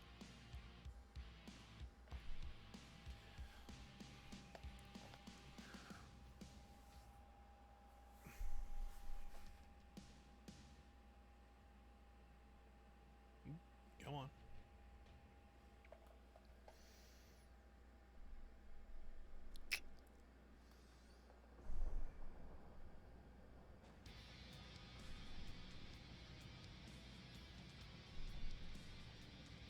Yep, there it goes. I think we're okay now. Alrighty, so we can see what we get. Let's see here. Get the LRM-10 so we can replace the one we have. Get another medium laser. Oh crap, I forgot we actually asked for more of this mission. We'll get a couple LRM-10s just so that we have them to replace. We'll also get the PPC. Not that I use them very often, but you know, I speak to Fahad. Hey there, Gov. I hear we finally got a name for these bastards who've been chasing us down. Black Bloody Inferno, eh? Well, that's a load of bollocks, isn't it? You know what a Black Inferno is? It's bloody smoke, mate. All right then. Nice chat. Gonna get back to work now. You can just kind of walk away from conversations like that. So let's go ahead and just edit loadout on this mech. Get rid of a lot of stuff here. Alrighty, so let's get all this repaired here. Got an AC-10 here, so we'll put in this only spot it can go is in the right arm here.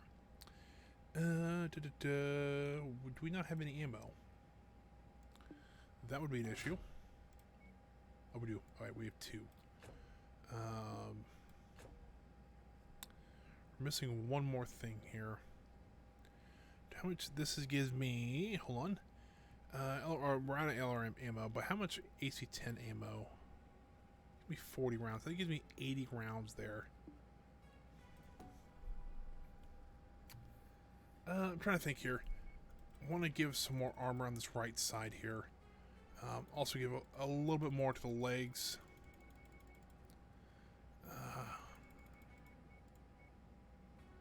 We can balance the legs out a little more. So essentially what I did was, if you didn't see, I added more armor to both the right torso, right arm, and both legs. Because it seems like that's what gets damaged a lot. And a lot of components are in there, so I want to kind of keep this safe. Center torso is actually pretty good, so it's going to take us 47 days to get that one done, unfortunately. Close that one up. Let's see, we're probably going to speak to Rihanna. So let's go do that.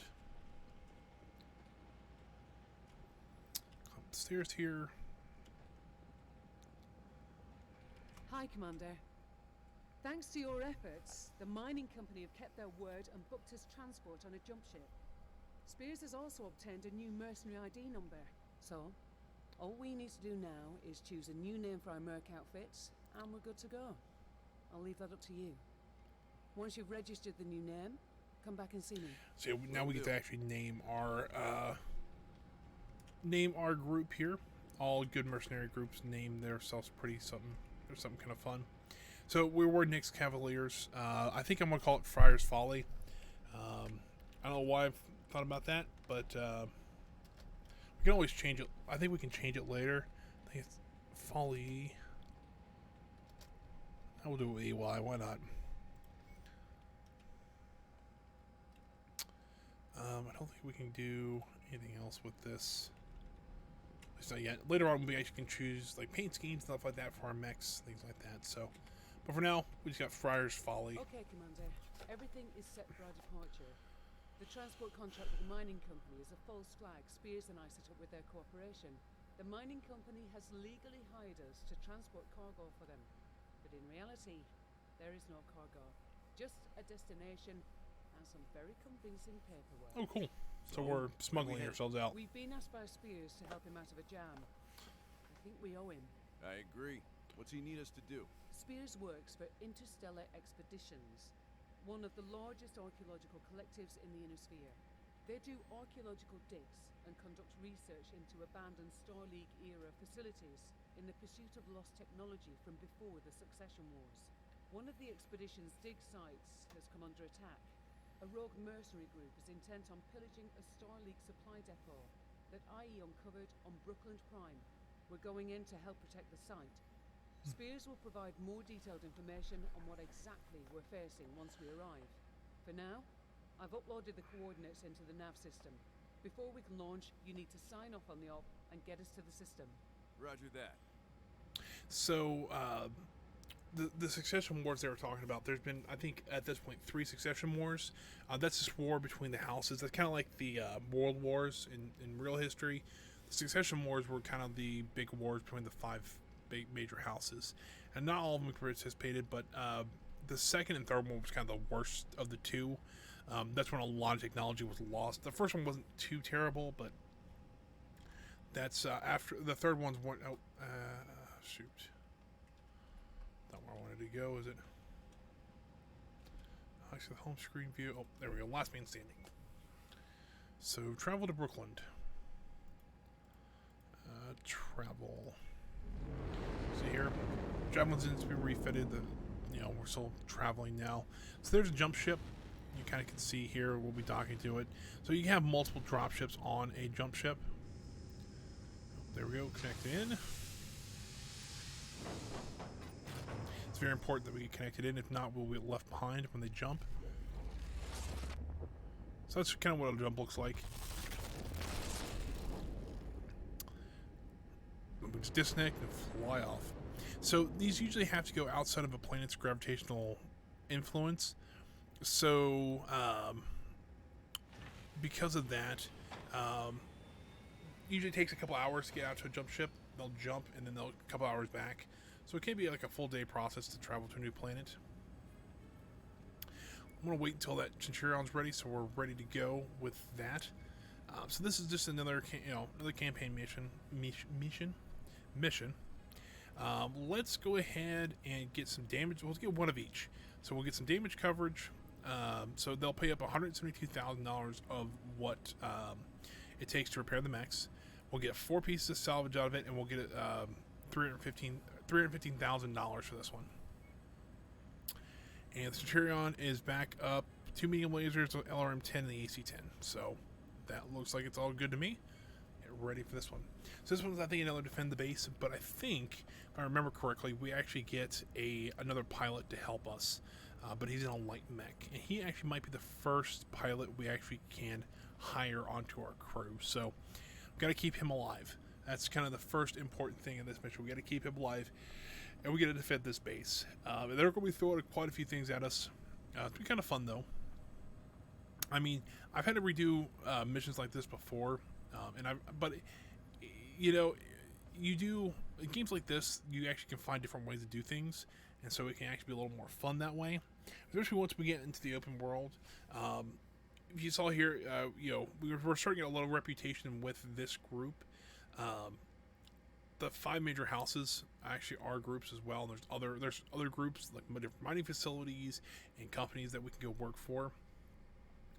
And so if we wanted to, we could literally just choose a great house and go full bore in helping them, and then have a huge amount of negotiation power with them, and pretty much become one of their mercenaries. But it's I don't know how I want to play this one yet. I'll see, 'cause we're getting almost to the point where I stopped last time, or on my actual playthrough of this game. So we'll see. I got a little bit farther than this. I had my other game. I think I have three mechs that are 3 medium mechs. So I have an Enforcer, Centurion, and something else. I don't remember what the third one is. Alrighty, so let's funny enough, this is a friendly base. You think they could drop us a little bit closer to the base? Copy that.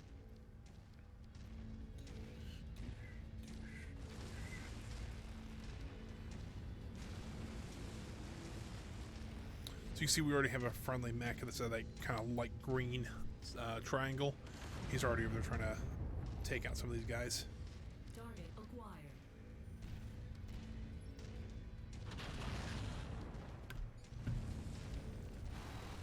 Unfortunately, I think he just died. I don't know if that was our guy that we're supposed to be helping or what. But yeah, that was a blackjack too. It's a decent mech.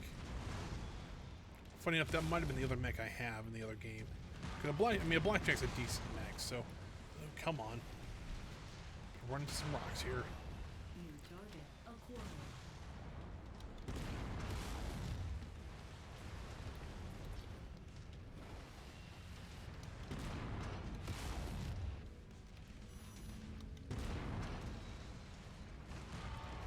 Get the rest of these guys down.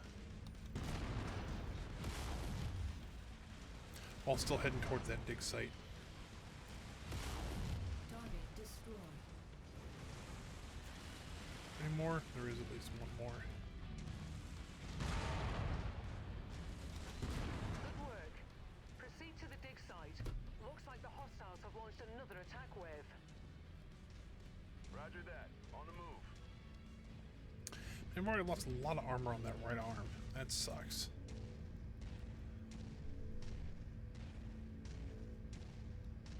This game can get also very frustrating too, especially if you know you can beat something. Another friendly under Holy attack cow. commander. Straight ahead. You made it. Thank God. Pick a target and have at them. I could use the help.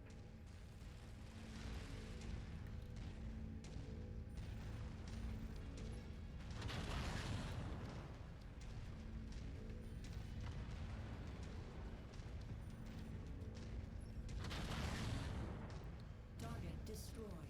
Target acquired.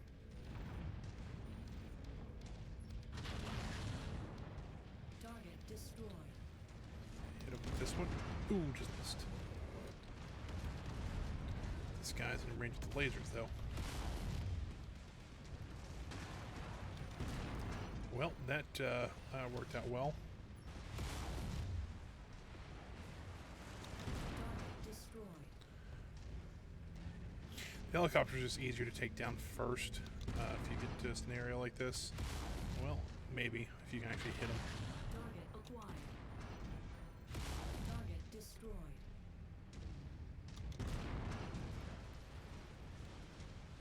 Let's do something like this. Must be more up this way then. Something went flying. I don't know what that was though.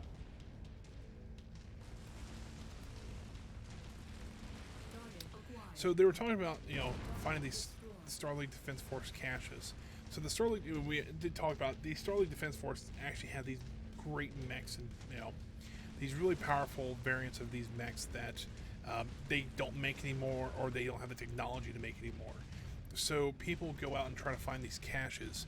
If you can find one and get either a mech or a weapon or something like that from them, you actually become a pretty, you know, powerful force. You know, there's weapons that they don't even find. They can't even make anymore that you can find them. So. Spears send you? Yeah, said you guys needed some reinforcements. That's an understatement. My entire lance was wiped out. They came down on us like a ton of bricks, out of nowhere. Wave after wave. Been holding them off as best I can, but I don't think I could have held out much longer. Well, we're here now, and we've got your back. I appreciate that. So. Seriously.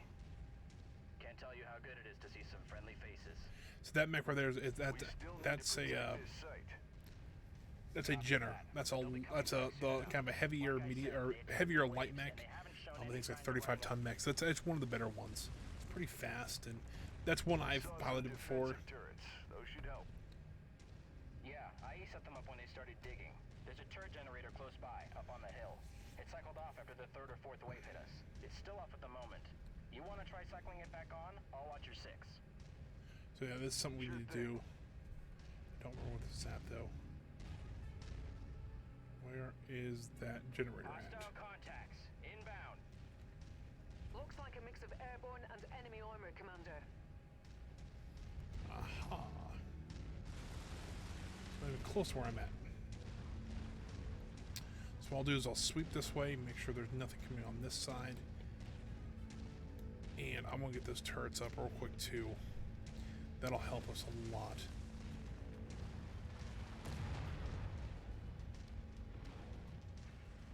Target acquired.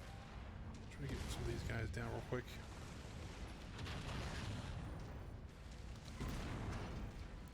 Or not. We'll just keep on moving then.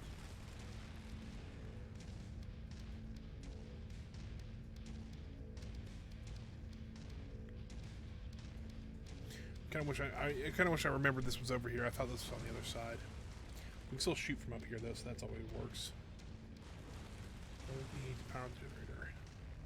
Turrets are now online and active, Commander. Target destroyed.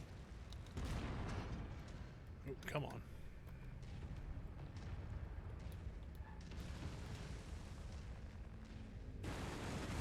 So the turrets might not do much, but if they take out 1 or 2 tanks, Target acquired. you know, Target or a helicopter destroyed. like that, I'm okay with it.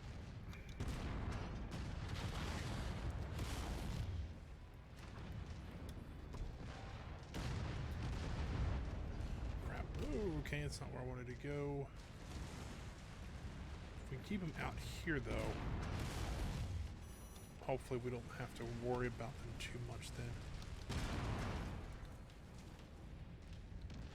This guy needs a missile, or needs a auto cannoning to the back. Come on.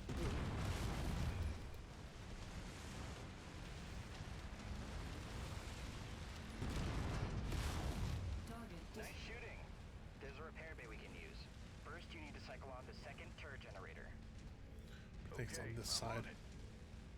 Multiple hostiles converging on your location, Commander. I'm picking up 10, 12 bogies this time. I told you, these guys never quit. Where's that second generator at? There it is. So, in other games, there actually is like a mobile repair base that you actually can tell it where to go, and they'll set their repair.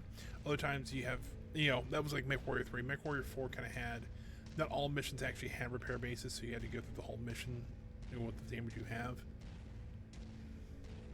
And crap, that's a lot of people. Target acquired. Target destroyed.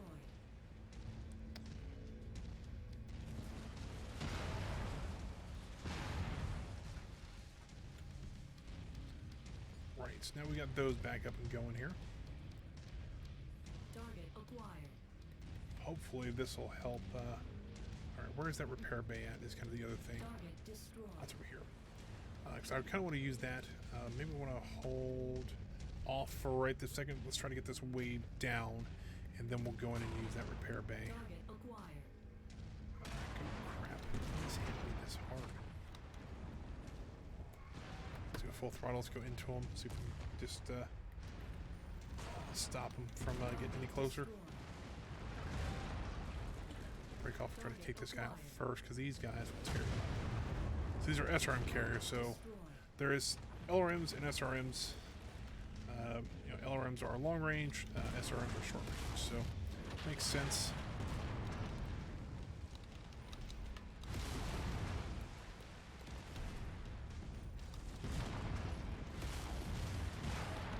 Really? Destroyed. Target Got acquired. here, Scorpion light tank, it's dead. Destroyed. Kind of cleared this flank off. Let's get the rest of them though.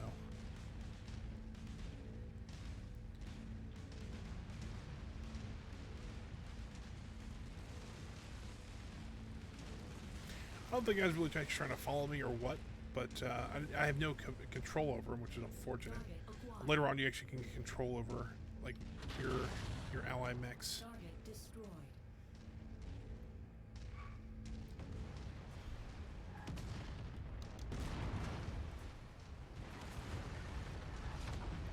Target acquired.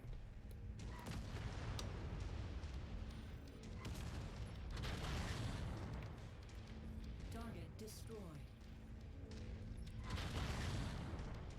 Target destroyed. Target acquired. Get rid of all their helicopters first. Target destroyed. We gotta worry about the tanks.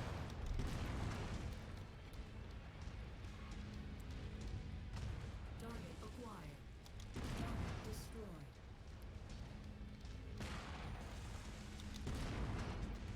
Oh, I missed that one. Target destroyed. That sucked. We'll try to get this wave down because I think there's another wave that comes. If that's true, I want to kind of get, I don't want to waste that repair, because I think you only get to repair once. I could be wrong about that, but if that's true, I don't want to waste it on, you know, waste it here and then have to, you know, have to take up a ton of damage. I also got to make sure that I don't lose any weapons. That's kind of the other big thing.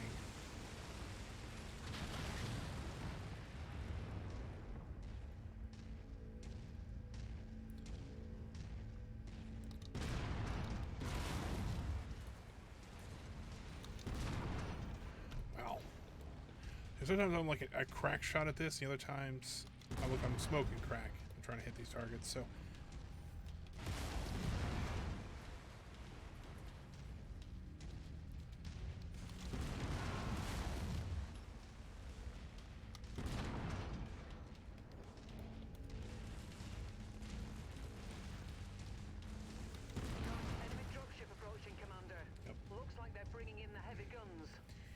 And this is when I run and go grab repairs.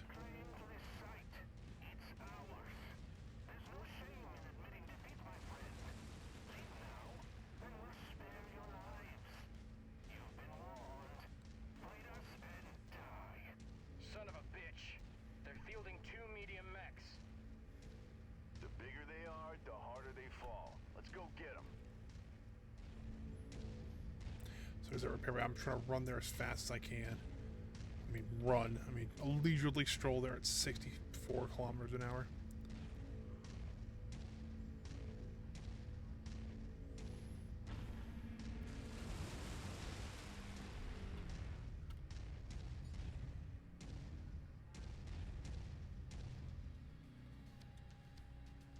System offline. You get to shut your mech down, which is kind of a tense thing to do, but look at that. A lot better now. See, this is an assassin and a griffin. So yeah, this is gonna be a fun one. Assassin, not terrible. It's not a great mech to deal with though. I'm gonna turn my back on that griffin though, because it's got a PPC on it and an LRM-10. So you get kind of up close and personal with it. It doesn't do great. Turn here and kind of back up. Ooh, it's got his back to me.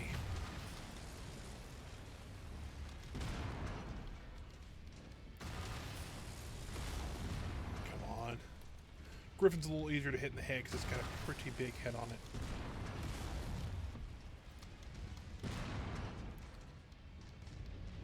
The head's hurting too.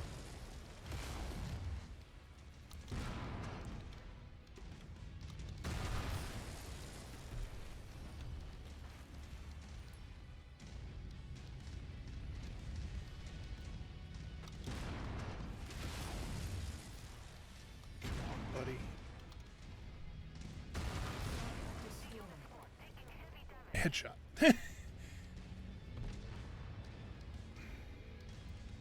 Now this assassin, I could care less about this thing.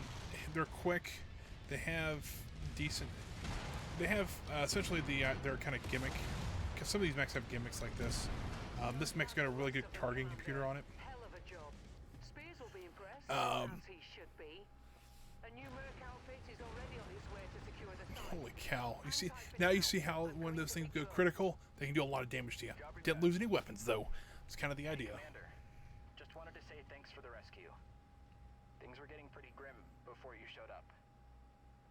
I lost some good friends today. Good pilots. I don't think I could have held out much longer myself. You hadn't dropped in. I appreciate it. I'm glad we were able to help. Just wish we'd gotten here sooner. Me too. You know, we could always use another pilot. One with your skills, he'd come in awful handy. What do you think? After today, hell, it'd be an honor to serve with you, Commander. Yeah, that's your first pilot. I'm pretty sure you get his mech too. Welcome aboard.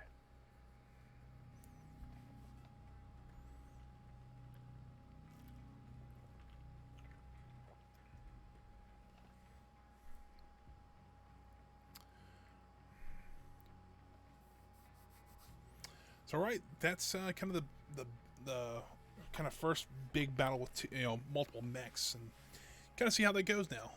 Thankfully, I had that repair bay available, so that didn't lose any weapons on that fight.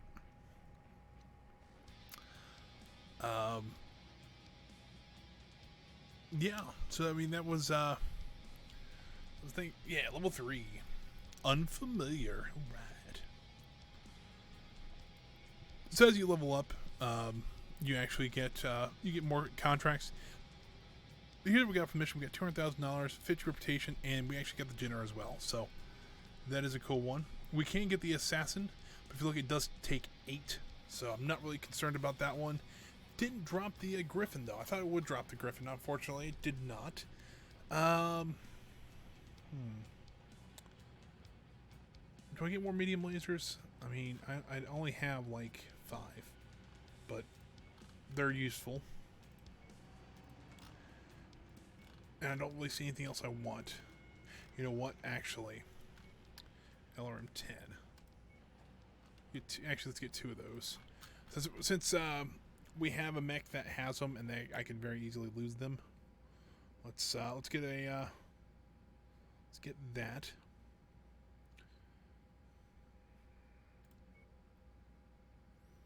So, yep, so we get for doing that. So over here it says that was some flight commander, and I see you also managed to pick up a new pilot. Nice work. Having another pilot aboard will certainly help our cause. He's a bit worse for wear at the moment, but that's not surprising, especially considering what he's been through. Don't worry though, I'll make sure he gets settled in. As for the dig site, it's been secured, and newly arrived reinforcements should ensure its continued protection. When you've had a chance to clean up, you can come see me on the bridge. So yeah, now we have, there's the Jenner. So that's the one he was piloting, and then kind of the Centurion I was piloting. So let's make sure we get the repairs going on this one. And I don't know if this one comes with any weapons. Make sure it does. Yes, it does. So it's got the 4 medium lasers and SRM-4. What else does it have? It's got jump jets on it. For now, I'll leave them on. I might remove them a little later, but for now, I'll keep them as is. I don't know why it's always wet. I don't know if they just like to hose this place down a lot, but it always seems like really wet on the floor. Should really have a sign up or something. Hi, So what do we Commander. got? Excellent work protecting that dig site. Spears thinks you did a hell of a job. A chip off the old block were his exact words, referring to your father, of course. That's quite the compliment. Who else would we coming be from him. referring to? As you know, your father and Spears did a lot of work together over the years. Proved quite lucrative too, for both of them. Hopefully, we can continue that relationship. Let's hope so. But we need more than one client if we're going to survive out here. That's what I wanted to talk with you about. Our next move. We're operating with a clean slate now, thanks to the new mercenary ID number Spears provided. A whole new name, new outfit. Now we need to get to work rebuilding our capabilities and establishing our reputation. Won't be easy, but nothing worth doing ever is. You up for it? What do you think? I think we better get started then. Plenty of war zones in the inner sphere where we can pick up work. A few safe harbors as well. Places we can hire more pilots, get our hands on cheap supplies. First, we need to earn some sea bills to pay for it all. Other than that, I see a bright future ahead of us, Commander. Me too. Speaking of the future, we have a pending transmission from IE already. Seems Spears has put the word out to his colleagues that we can be trusted to get the job done. Before diving right in, I recommend we head to one of the industrial hubs in this region. Pockets of relative stability where we can acquire new equipment and mechs, hire new pilots. We have more mechs than MechWarriors at the moment, so it would be good to expand the ranks. Repairs are cheaper in these regions too. Either way, I've marked the location of the IE contract on the star map. It's there whenever you're ready. Roger that. Thanks, Rihanna. You're welcome, Commander. So this is the point where kind of becomes a real open world, open galaxy kind of thing. I think we can actually go in here and actually customize our lance now. I think. Hold on. Flux. Nope. So here's all the kind of the main groups right now. So Davion, Karita. I always forget House Karita. Liao, Steiner, Merrick. These also have different names too. So there's the 5 big house, or the 5 big houses: Merrick, Steiner, Liao, Karita, and Davion. These also have different names. Like House Merrick's also called the Free Worlds League. The other ones, I'm like, this is one of the Lyrian Commonwealth. I think that's these guys. Don't remember off the top of my head. And there's also different ones: Independence, Interstellar Expeditions, the Outlaws, Bandits, things like that. Let's see here. You notice now, you really can't notice, but now our due in 47 days has actually gone up to $83,000 because we have a new pilot and we have a new mech as well. So let's see here. Guess not. Maybe we can customize. I know we can actually customize our mechs down in the mech bay. But I thought we could customize like our logo and stuff like that up here. Let's see.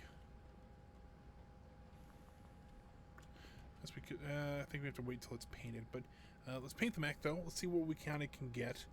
Let's see here. Nice hot rod colors.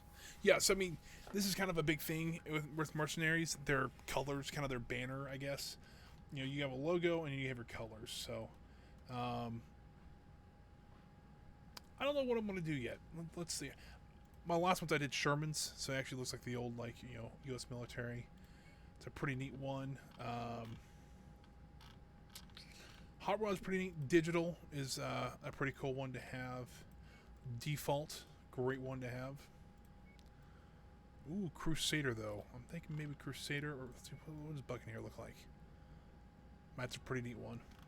Applejack, let's see what we got there. You know what? Let's try this one out. And so, here's the other thing, though. So, we can actually have, you know, customize colors, too. I kind of want to make this a blue and orange, kind of like the channel colors. Let's see here. This is more kind of what I'm looking for here. That might be a little too light.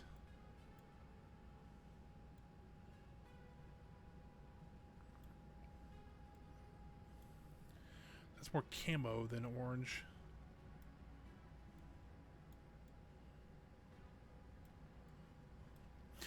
I should kind of make it look a little more pale.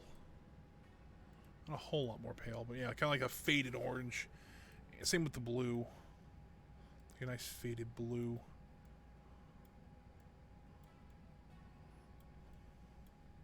These look kind of like weather beaten, like kind of like they've been out in the sun a little bit, and so they're not really quite the rich colors they were anymore.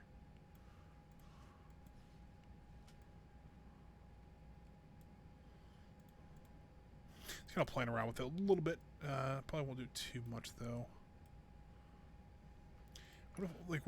What should our accent color be? Kind of see where it would be at. We could do white, something like that. Doesn't really stand out that well though. What if we did like I'm trying to think, like a silver maybe, or not? It doesn't really. I was hoping to see something that would stand out quite a bit. Maybe like a nice bright red, maybe. I don't know about that.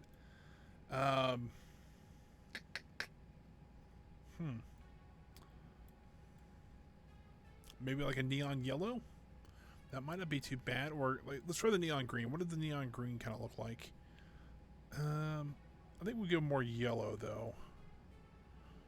Yeah, so I think something like that will be kind of nice.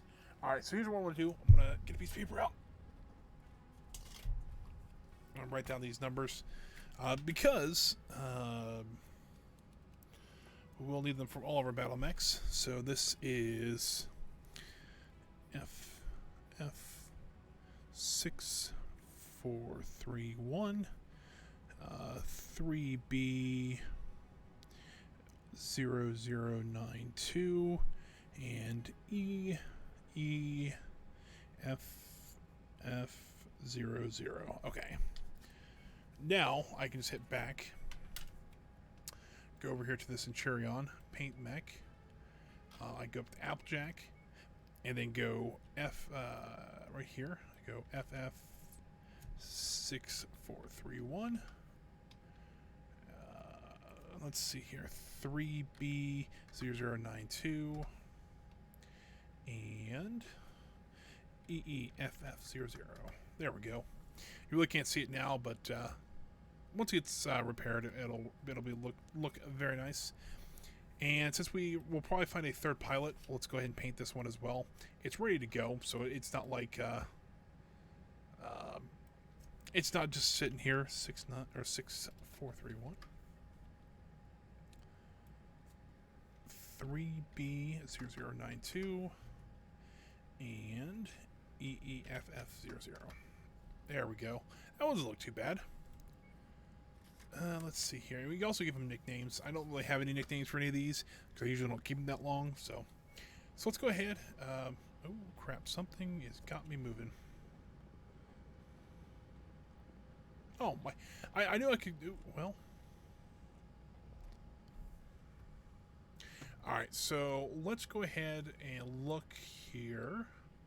So this is all right. So this is the star map. It kind of tells you everything. So I'm going to tell you. So we were just on 2 planets. We were on DeBerry. We're on Brooklyn. All right, I'm going to show you how big this map is. All right, so we're on these 2 planets, and this is how big this game is. It's massive.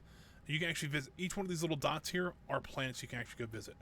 So you go, you zoom in here. There's, you know, different planets here, different sections. Each one of these, you know, corresponds to different colors. This is Merrick, Liao, Davion, Karita, and Steiner.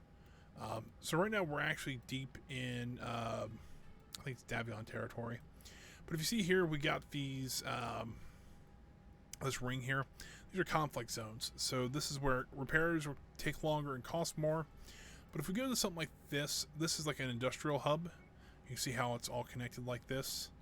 Kind of want to see, let's go over here. So this is going to take us 2 jumps. It's going to take us through Haynesville and then to DeBull, but it's got a rare weapon on sale. So I want to go see what that is. It'll take us 20 days, so we'll set course. So our artillery is repaired, and it's been 20 days, so we'll see the jump ship jump in. We'll take off to the planet here. We'll at least try to do 1 or 2 more missions before the stream ends. We got about another 45 minutes or so hoping to get about 2 more missions in. Now this game will go a little bit faster. We got a rare machine gun, a rare Ultra Autocannon 5, and an LRM 15 ST for sale. Not great, I'll be honest with you. Yeah. But these rare weapons, you'll see them come up every once in a while. They're actually, they do more damage usually, or have more accuracy, things like that. But let's look at kind of battle mechs. These are battle mechs they have for sale, and if you can see that there are missing parts, that's actually rather kind of common. And the best thing they have here is an assassin, which technically is a medium mech, but I'm not a huge fan of.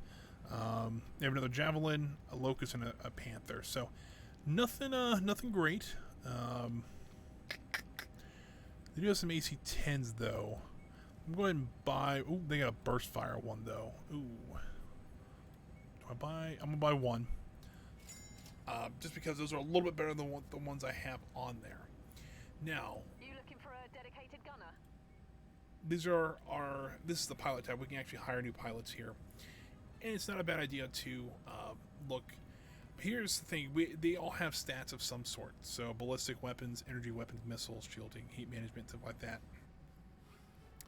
So we're looking for somebody for the javelin. So it's only got 4 medium lasers on it. So it's going to be based on a lot of energy weapons.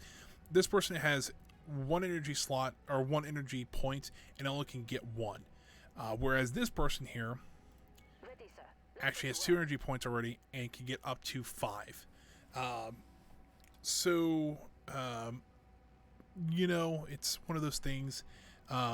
That looks like the best energy weapon here. It's going to cost us the most to hire this pilot. I think it's $184,000. But I think it's well worth it just to try to get. Meet you in the ready room. I guess not. So I guess that'll be the best one we can have. So we have 3 pilots now. We have I'll pilot the Centurion. The guy we just picked up will pilot his Jenner, and then we'll have that guy we just hired as the in the Javelin. So that should be a pretty decent lineup. Co-op unlocked. Let's see what this is. Oh, we can play co-op now. So that's fun, I guess. So now you can see here that like on Pascagouli and DeBerry, there's more missions that have popped up. So view intel. So these are actually all the mechs that you might find on this thing. So we've already seen the Spider. We've seen the Blackjack that got blown up. And we've also seen, there was something else, the Assassin. So those things could very well pop up on here. And there's other mechs on here. You can see there's another 50-ton mech here that's rare.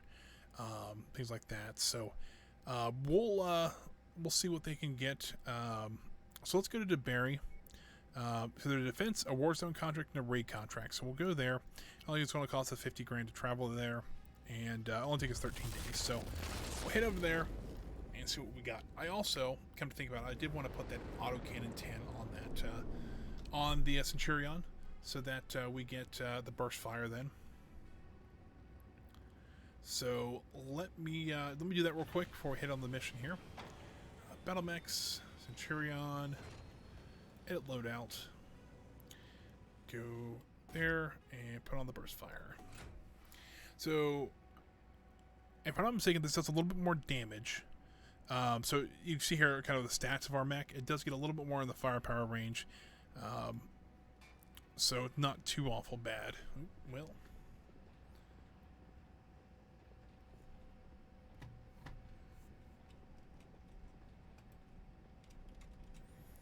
Okay, for some reason the keyboard is no longer working with moving around. So let's go ahead and do this. Let's wait the 8 days so we can get that weapon on the Centurion. And so we can look here. We have difficulty at 9. That's kind of the lowest one, but tunnels limit of 145. I do kind of want to get our reputation with Davion. That's one of the major houses. I'm going to get that up a little bit since that's where we're at right now. This is a defense one, so it's not too bad. We do have 4 negotiation points, so I want to do 2 and 2. I want to do 2 and 2 damage coverage because I got a feeling that we might take a lot of damage in this one. Salvage shares will take 4 of, and then C builds will take a little bit more money. So yeah, we'll accept this. And so we do have a weight limit though of 145 tons. So we can go here. We can select Leon there and put him in his Jenner. He's actually really good with energy weapons, but he also has a lot of missiles. Or he can have missile stats too. We will need. So it'll tell us that we're actually only at 115 tons right now. So we can technically drop another 30 tons. So if we had a 4th mech, we very well could drop that one. But we don't have that, so we'll just be ready here. And we'll wait for the mission to load.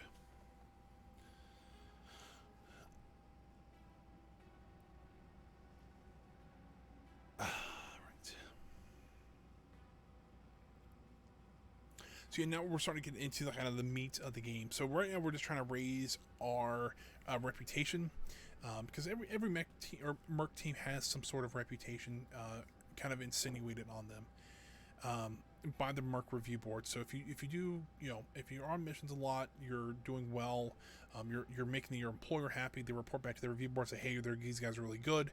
They actually do what they say, and they don't try to, it's possible they say they don't try to rob us too, because that's also a possibility that a Merc could do a mission and then go back to their employer and then like, hey, we want all the salvage, so it's good not to do stuff like that. But I mean, you can also do stuff like if you accept a mission and then all of a sudden have to run because for some odd reason, or for some reason, maybe they said there was only going to be 2 mechs on the field, so you only bring your own mech, and all of a sudden they bring 5. That happens, but that does happen because the intelligence is not great.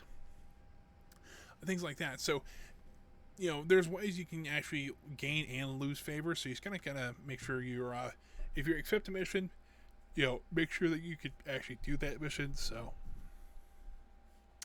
which I'm pretty sure we're, a level 9. We're not too bad, and the last contract we did was like I think a 9 as well, and we did it by ourselves with that one guy's help, and now we're bringing 3 mechs onto the field. I think we'll be okay. Alrighty, so where are we going here? Convinced that hostiles will be gunning for their food processing plants at Nav Alpha. Locate the facilities and establish a defensive position. You will be on your own out there, so watch your backs.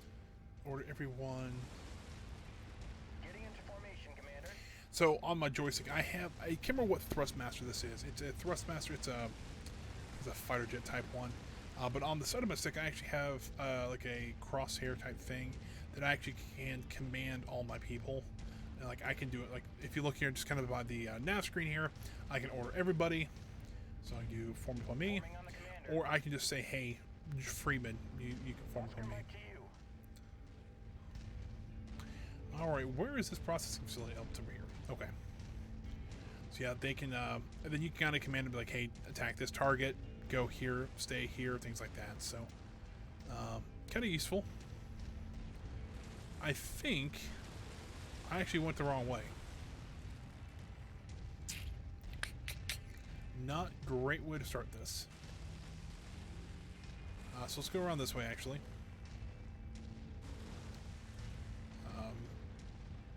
Thankfully there's no one attacking yet, but my bad. we went the wrong way, but I think we can actually sneak up over here and cut across this canyon. I love the colors out here.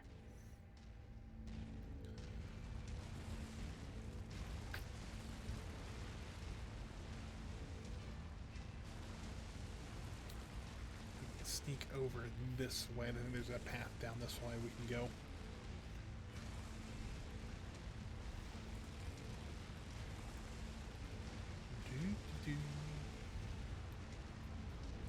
Oh, look at that. That looks amazing.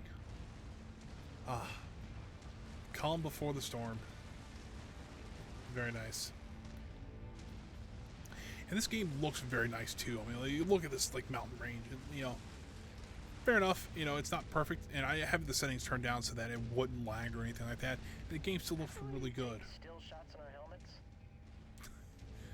Like I said, looks pretty good out here. You've reached the target, All right. Commander. So we got to keep the base, hopefully keep the base health above 40%. So let's hope we can do that. All right, Commander, here's the situation. Well, The company has invested too much in this installation to see it destroyed by thugs and thieves. Your only job is to ensure that doesn't happen. Don't fail. So there's be Forces just crossed the perimeter, Commander. They're heading your way. 16 things we got to take out. Target down. Target acquired. Just harass our laser platform here. Yeah. So it's that burst fire AC-10. There's a little bit. It's a little bit different than the regular AC-10s, but Target acquired. still very useful.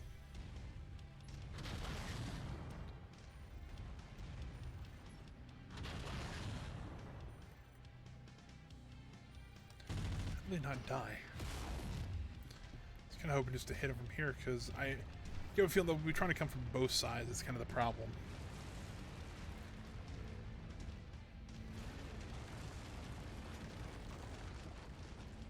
New target acquired.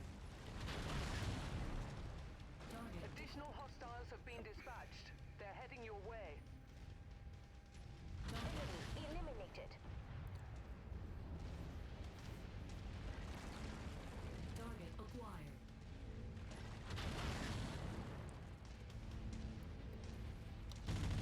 Target destroyed. This actually is going not too bad so far. You know, and this one, you know, everything will start breaking loose, and everything starts going wrong. I don't see anybody yet, and that kind of worried. Okay, here we go. Target acquired. 2 more helicopters.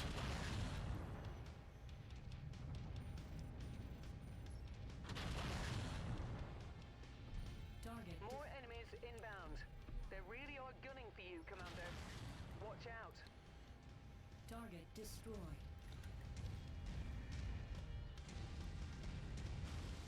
Target acquired.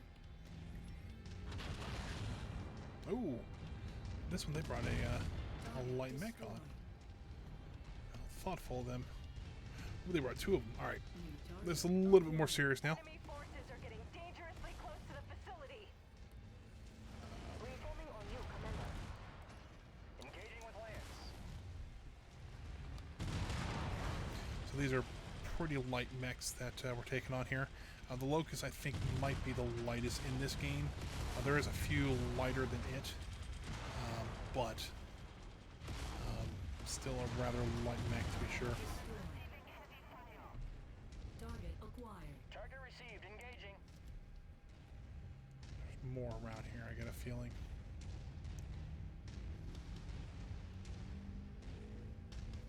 Some helicopters out here. Target acquired. Let's go ahead and take these guys out while my lance mates take care of the rest of them. I know we're not a full lance quite yet, but you know, still technically you consider it a lance, even though it's not a full-powered lance. I don't know where this guy's at. I think he got lost like I did, which is good. It means it gives me a little more time to kind of form a strategy against him.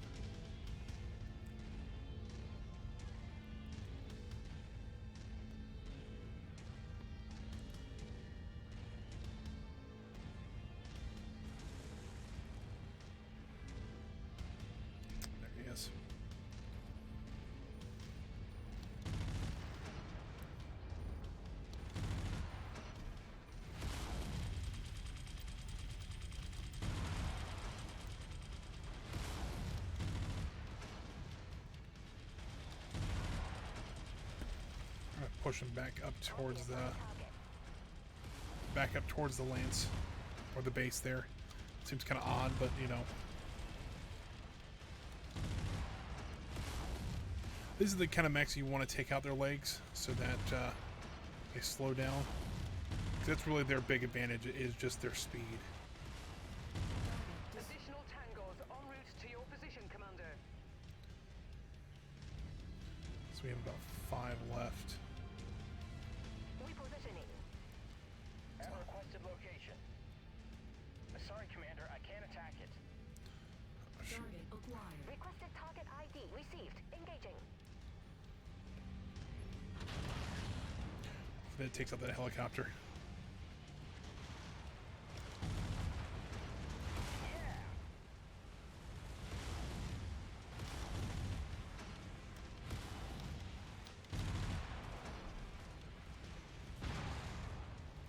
Target A spider and I think a commando was the other one.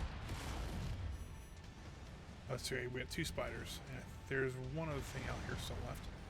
This helicopter out here. Let's get rid of him first. And come on, there we go. All right, let's go. Worry about these 2 mechs now. Nothing too bad then. Target acquired.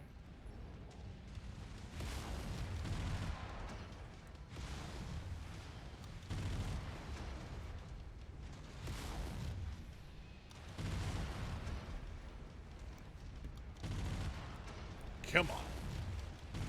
There, I lost one of his legs. Oh, he's done. Enemy mech down. Yeah, when those light mechs loses one of the legs, it's pretty much over for them because They that's destroyed a storage facility. that's really what their mechs is based around. Is just is based on their speed. Once they lose that.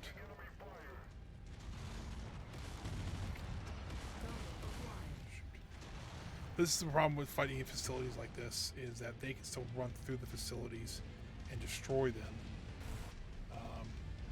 while you're trying to kill them.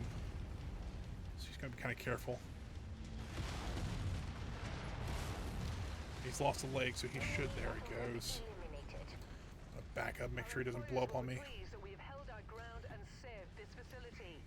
Good work, Commander. And we're skipping above 40%, so yay to us. And I didn't lose any weapons, so it's like a triple win.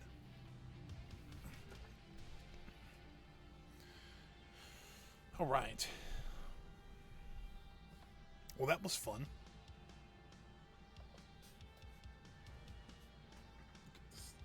Here. So yeah, no, it's I kind of feel that was kind of the easiest of the 3 missions, so I had a feeling we would be okay.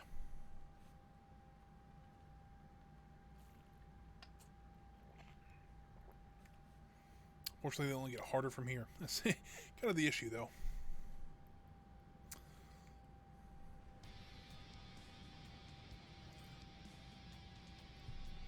Yeah, it drops out just for a second there, right when it's done loading. It kind of pops in. If we can get a locust, we can for 6 points. So give you an idea. Let's see here. Take the medium lasers. Don't really need flamers. Don't really need machine guns. Take another medium laser.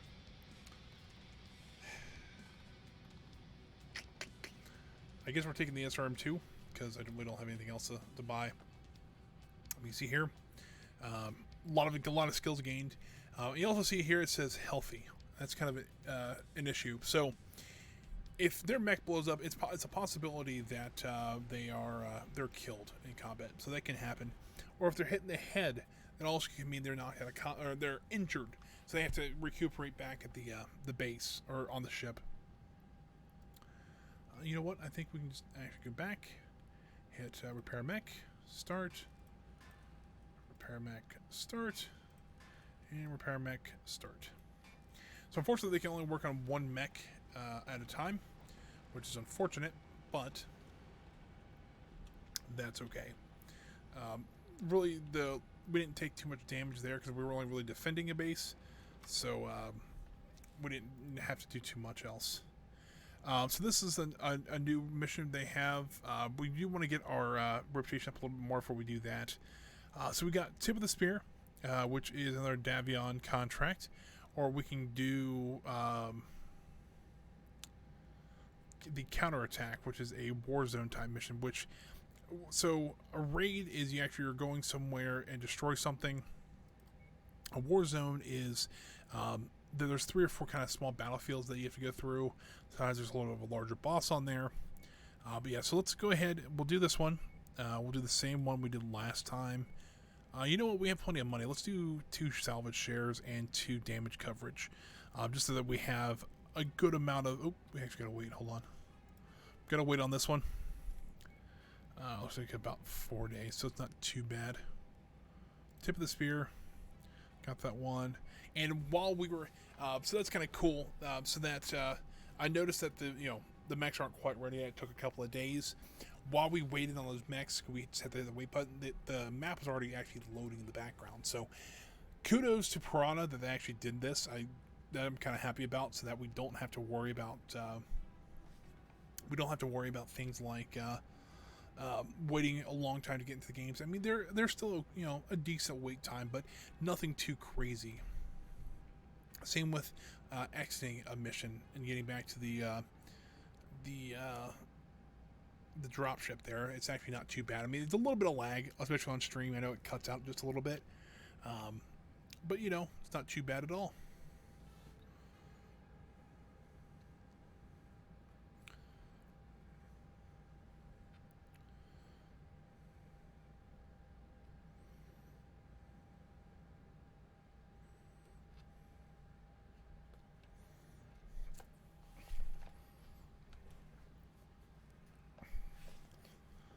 Alright, so this one's a raid, or no, it's not. Was it a raid? I don't remember what this was. We have to destroy some stuff, which is fine. We're at Deberry 8. So like, there's the Deberry system, and there's like 8 planets in that system, and we're all kind of working on all of them. And you can kind of move them around pretty easily between each one of them.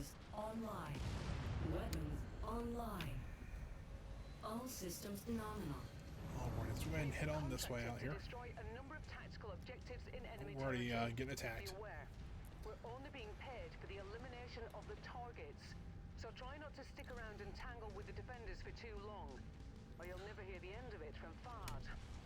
As you can see here, they're talking about. Unable, Commander. Sorry. Oh crap! Just want to do that. Moving to your 6, Commander. So essentially, what I'm talking about here is that they want. We don't have to worry about the targets here. Which I'm going to destroy this turret because I think it's on the way out.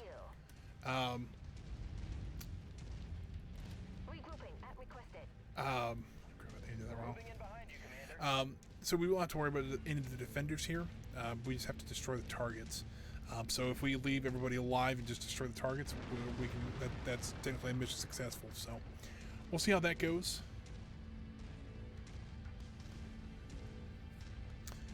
But I don't think it'll be too hard. This is a little bit more difficult mission, but I think we'll be just fine.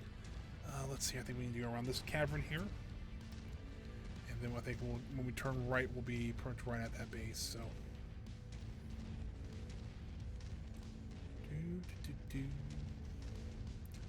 strolling along. Yeah, unfortunately, right usually sometimes at the beginning of these missions, you get some little quick like a tank or two, and then it's like you gotta go a little bit until you actually get to the real combat. And it happens. Well.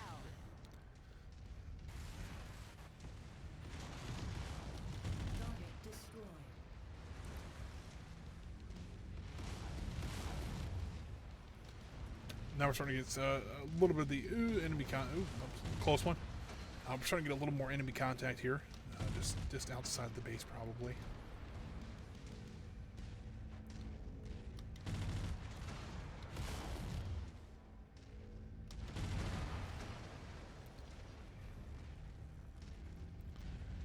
Let's see here. Yeah, let's go around this. We're gonna go up this ramp here.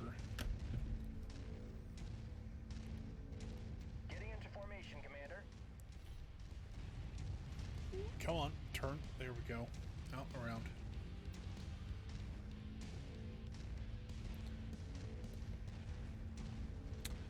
So thankfully, I mean, that first mission with the Centurion we had a little bit of issues with, but ever since then we've been doing okay with it. When I put a little more armor on the arm there, it seems to be doing a little bit better. A little bit more survivability.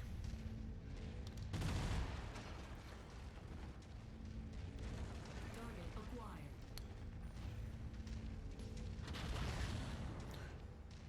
Target destroyed.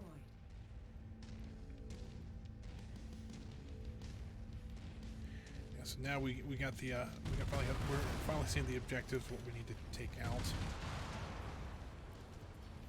Looks like there's some silos here. Nothing too hard to do. Target acquired. Scratch that target off the So list. there's one down. Usually once you get to the first one, they're usually not too bad to get the rest of them. Target acquired. Let's see here. Let's get rid of these guys. I'm not usually too concerned about turrets. The tanks is what I'm more worried about. And the mechs, that there's one that just popped up behind us.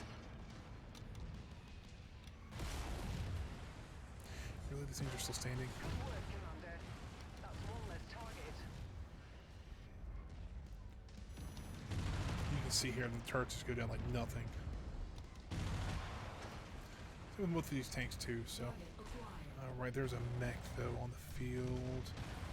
Focus target received, Commander. Enemy eliminated. So usually, you know, they said you don't have to worry about the defenders, Destroyed. but with mechs especially, it's hard to outrun them because they're also in mechs. So, Target acquired.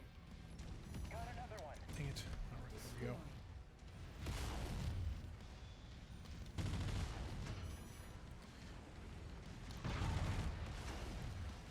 Dang it! All right, well, let's get out of here. All the commandos requested target. I got it.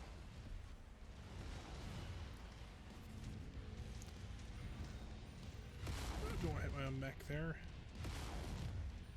Target destroyed. So let's go ahead and head on over to the next target area here. Oh, so it looks like it's a farm, which is kind of funny. Target acquired. That's what we were trying to take out. We were trying to defend one last time, and now we're all but trying to kill these guys now.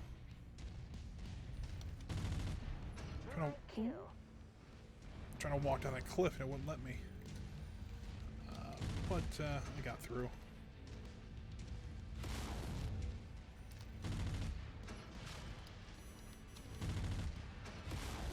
Target destroyed. Got another one. Acquired. Target down. Oh, we got one more to take out.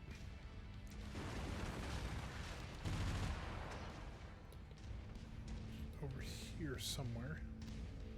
Ah. Bit of a walk now. Falling in fire formation, Commander. Target down.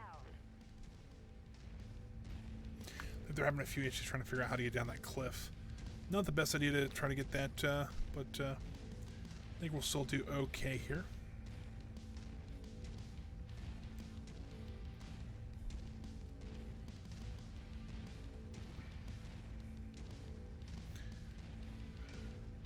Now, you know, if this is your first time ever seeing anything on a BattleTech game, which I'm a little surprised if you are, because they're starting to get pretty popular. You know, I hope I didn't ruin it too much for you. I mean, this is, I'm not the best at stuff like it, you know, this, but I do love these games. They're fun games. They're you know, it's all, you know, a little bit different. You know. Let's see here. They're just different games that I kind of like, and a bit of a contrast to the Stardew Valley and stuff like that we have been playing. So think it's gonna be kind of. I think it's kind of fun to see how this does on stream for the next probably couple weeks. Target neutralized. All objectives destroyed. We are Right. inbound on marked evac point. Get here as quickly as you can, Commander. Let's get out of here. Enemy eliminated. And now that I think that we're actually out into the free roam section, I think this game will go a little bit faster now. This is we really weren't being. We're kind of being. Our hands were being held the entire time. Now we got a little more freedom. Target down. Although, well, if they have cup holders in these things.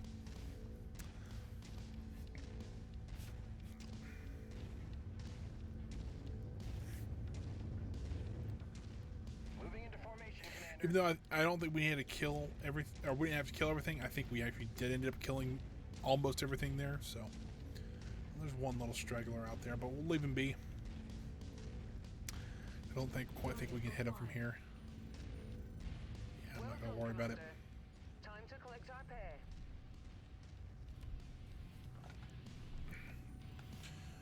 So yeah, another mission. We didn't lose anything, which is a miracle and a half.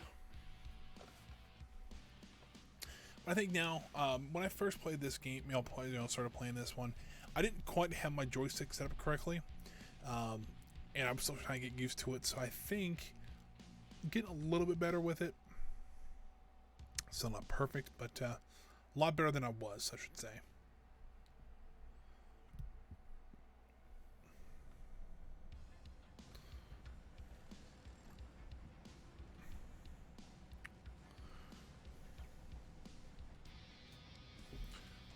Alright, not too bad off. Let's see what we got. Another assassin, not really too concerned about. We'll get the BPC though.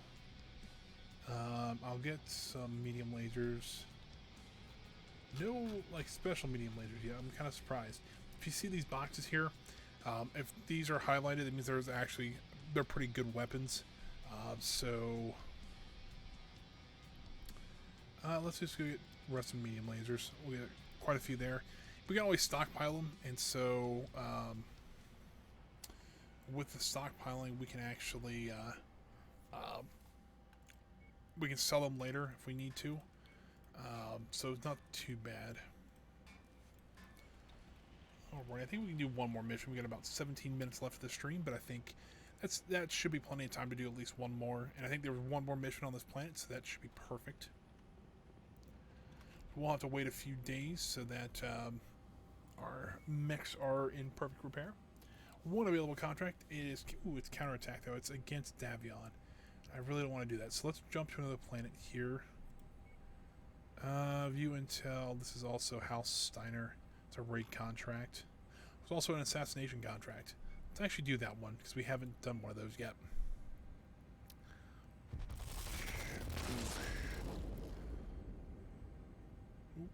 Lagging a little bit.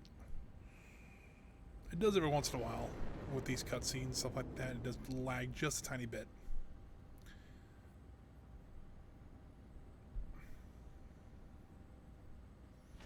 Alrighty, so we're here now. Let's see what. So we have a demolition and a raid contract. I guess the assassination contract we can't quite take yet. We'll take this level 8-1 because I know we can do this one pretty easily. They'll cover most of that. Let's actually try to get 8 salvage shares on that one. So if we do find another like assassin or something like that, we can actually pick it up.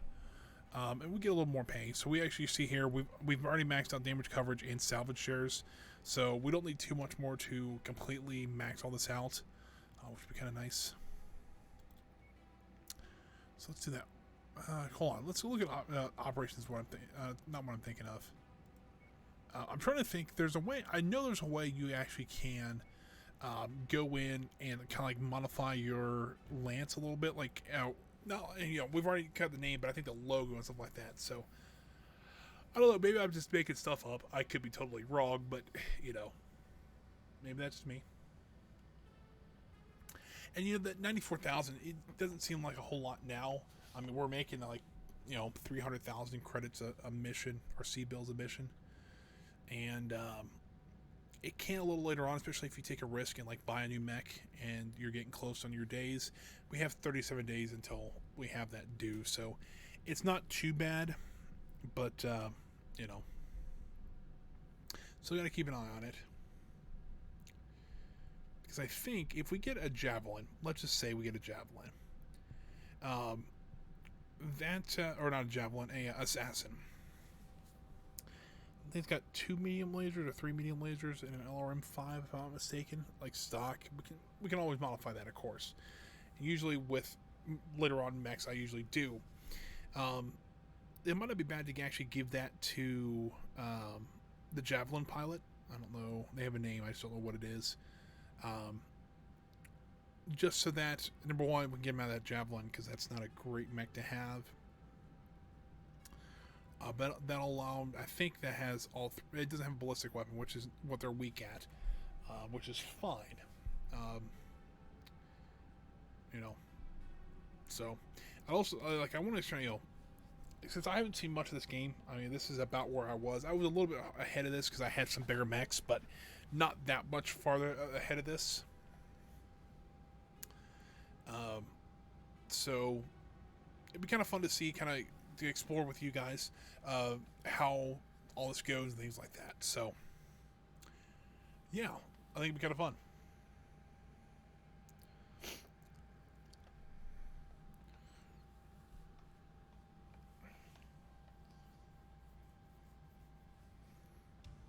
So this will probably be the last mission of this stream. That's okay.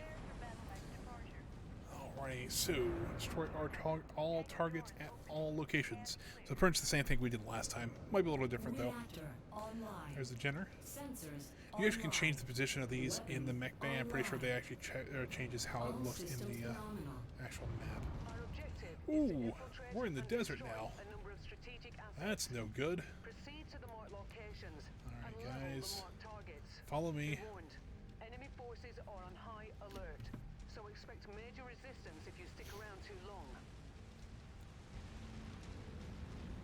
So yeah, now, right now, because we were last on Ice Planet, and the Ice Planet was doing a lot better for our heat. Now we're kind of in a more of a tropical setting. Our heat sinks won't work as well. We can put more heat sinks on them, but then we have to lose either armor or weapons to do so. Our heat sinks don't work as well, so we generate more heat that way. So we've got to manage our heat a little bit more on planets like this. So yeah, it's kind of neat. Also, we can actually go on planets with no atmosphere, because these mechs are completely sealed, kind of like a airline cockpit. They're sealed from space as well, so they're a little more tough. But the problem is with that, they also work kind of the same way as a desert planet. They don't, no atmosphere does not sink heat very well. So gotta be kind of careful with that.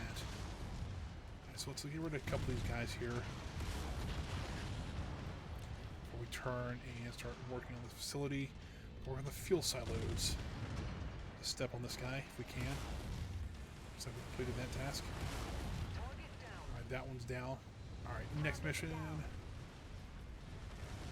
Forming on the commander. Target destroyed. And this is like really a running gun kind of mission.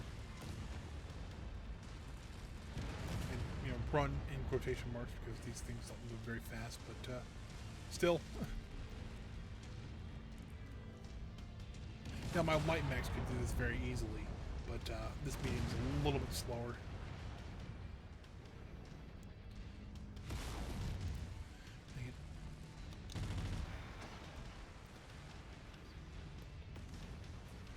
There's a light mech in there. I'm gonna leave it for now and just try to get the rest of this mission done.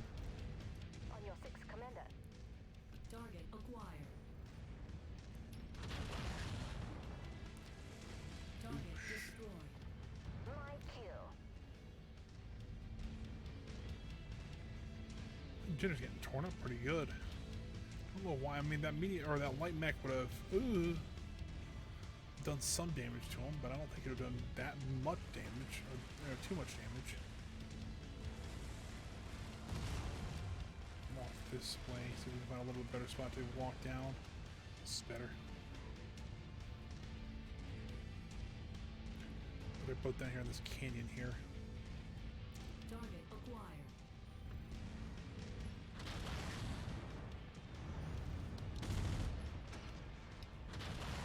Target destroyed.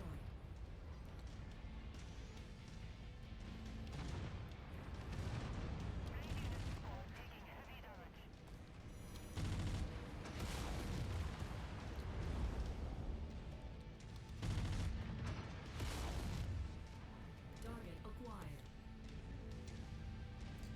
Keep pushing on. It's actually going not too bad. Could be a lot worse. So what we got coming up on this target here. acquired. I got it.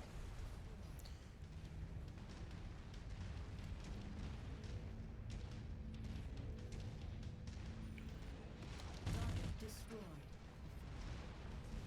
Looks like this is just fuel silos that we're taking out, which is fine. Target neutralized. It's just not even slow down. Let's just keep on going. We got here just another turret. Target destroyed. Let's see, that's what I'm worried about. Goes if we hit him with that. Target destroyed. Down he goes. So fuel silos at Charlie. Objective down. And done. All objectives destroyed. We are inbound on marked evac point. Get here as quickly as you can, Commander. Alrighty, we are bugging out of here. Yeah.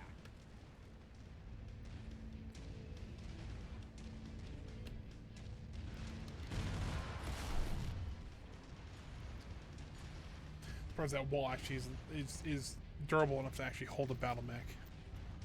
A little surprised there. Keep on running here. So really, I'm the only one who has to make it to the evac point. The other two kind of get sucked in. Eliminated. So, not too bad. Man, that's a pretty quick mission, to be honest with you. I still think that might be my last one, because we got about five or so minutes left, so. Cavalry is here, Commander.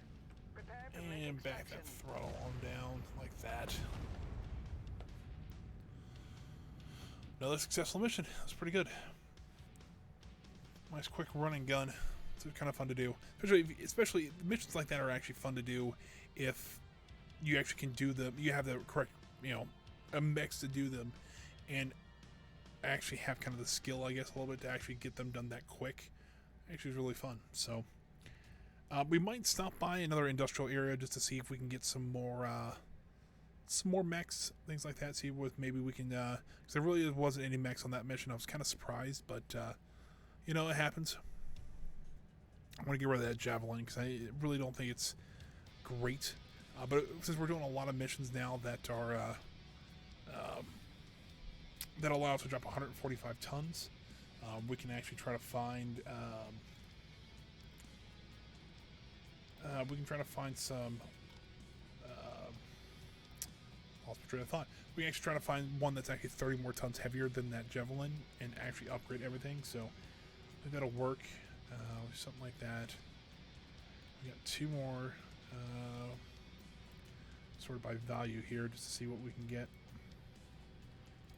Because we can always sell stuff like this, so it's not like, it's always nice to be able to, we can actually sell stuff and things like that. So let's repair this mech, start.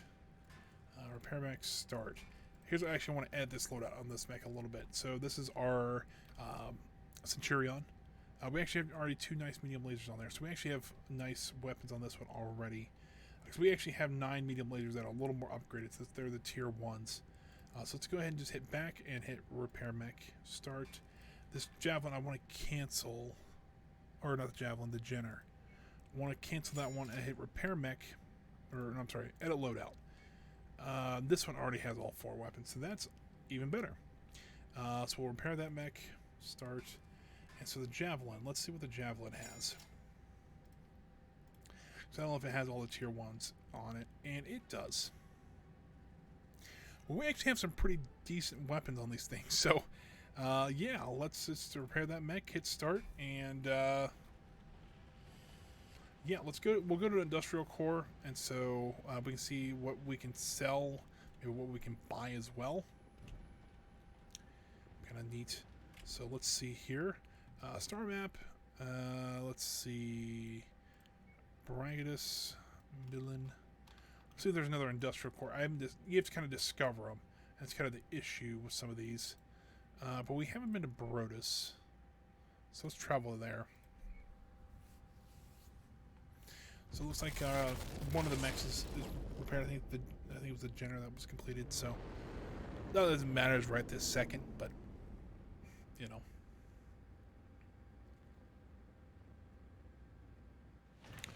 Alrighty, so now we can go up here. Let's go over to the market. See what we got. Oh, not even worth coming here. Alright, well, that's just great. Let's go ahead and sell these burst laser AC5s. Really don't need them. That's $250,000 if we can pocket, though. The small lasers, I don't like them. And we'll get rid of the SRM2. Jump jets, there we got 12 of them, so we can get rid of a lot of those. It's over $250,000 there. PPC, don't use very many of them, but they're $100,000 each. So yeah, there we go. I'll sell 4 of these as well. I mean, they're worth $20,000 a piece. So now I know my head's kind of blocking it, but we're already up to $3.2 million. So if we find a mech that we want, we could very well scoop it up. Or do they have any like good equipment here, like an AC-10 burst fire? They do. I'm going to purchase both of those. It's $710,000, but I do tend to lose these weapons. There's an AC-20 burst fire. That's pretty awesome. You kind of can see here, this is the AC-5, so this is kind of the small variant, all the way up to an AC-20. So a little beefier, just a little bit. We actually get some better pricing and better sell value because we're in a Davion section. But guys, I think this is where I'm going to end the stream here. So I'm going to go. So I got to figure out how to save this. Hold on, let's see. Save game. Friar's Folly. We'll save it as a new one. There we go. At Brodus. Alrighty, I think I want to hit return to title here, but I'm wanting to actually just make it put it up to the main camera, guys. Well, thanks for joining me today. I actually really enjoyed this stream. I didn't know how this was going to work out. Didn't quite get a chance to really test it on an actual stream, but it seemed like it worked really well, except for the loading was a little iffy coming out of the battles. But I really enjoyed that. I think we'll continue this for next week as well. I don't know. We might make it like a 2-day thing again, but I don't know. I like having City Skylines on the channel. I like having Stardew on the channel. And, you know, eventually we'll swap those games out too. Prison Architect, I think, is going to be the next in line on Tuesdays. On Thursdays, I'm not 100% sure yet what we're going to be doing. But it's going to be, I don't know quite yet. There's a couple games I've had that I've wanted to play that I think we're going to enjoy. So either way, I hope you guys have a great rest of your day. I'll see you guys on Tuesday. We'll be back in City Skylines working on our city. We just got our, hopefully we can get the second suburb up and really going by then. Thursday, we'll be back in Stardew Valley. We're going to try to finish the community center up and maybe try to get all the upgrades for our farm and to Pam's house. I kind of decided on Stardew, we want to get to at least the end of year 2 so that we can get that cutscene of the grandfather coming back. I think that'll work. And then, of course, next Friday is going to be another Mercenary Friday. I don't know why I just called it that, but Mercenary Friday sounds fun with some more MechWarrior 5. So guys, I hope you can join me for those streams. If you're watching this later on YouTube, I do appreciate that as well. Leave a like and comment. And subscribe there if you want to keep up to date with what we do, or what I do. It's just me right now. I do put out about 6 videos a week, usually Tuesday, Wednesday, Thursday, Friday, Saturday, Sunday. So Monday's kind of my off day for videos. On Friday, so today, you'll actually hopefully see the best bites come out of this stream here. On Saturday, you'll see the Stardew Valley stream going up live, the full unedited version. And on Sunday, you'll see the full MechWarrior stream come out live as well. So keep an eye out for that, guys. It's going to be great. I hope you guys can be here for a live stream. If not, watching this on YouTube is very nice as well. So thanks for you guys for joining me today. I'll see you guys on Tuesday then. Have a great day, guys.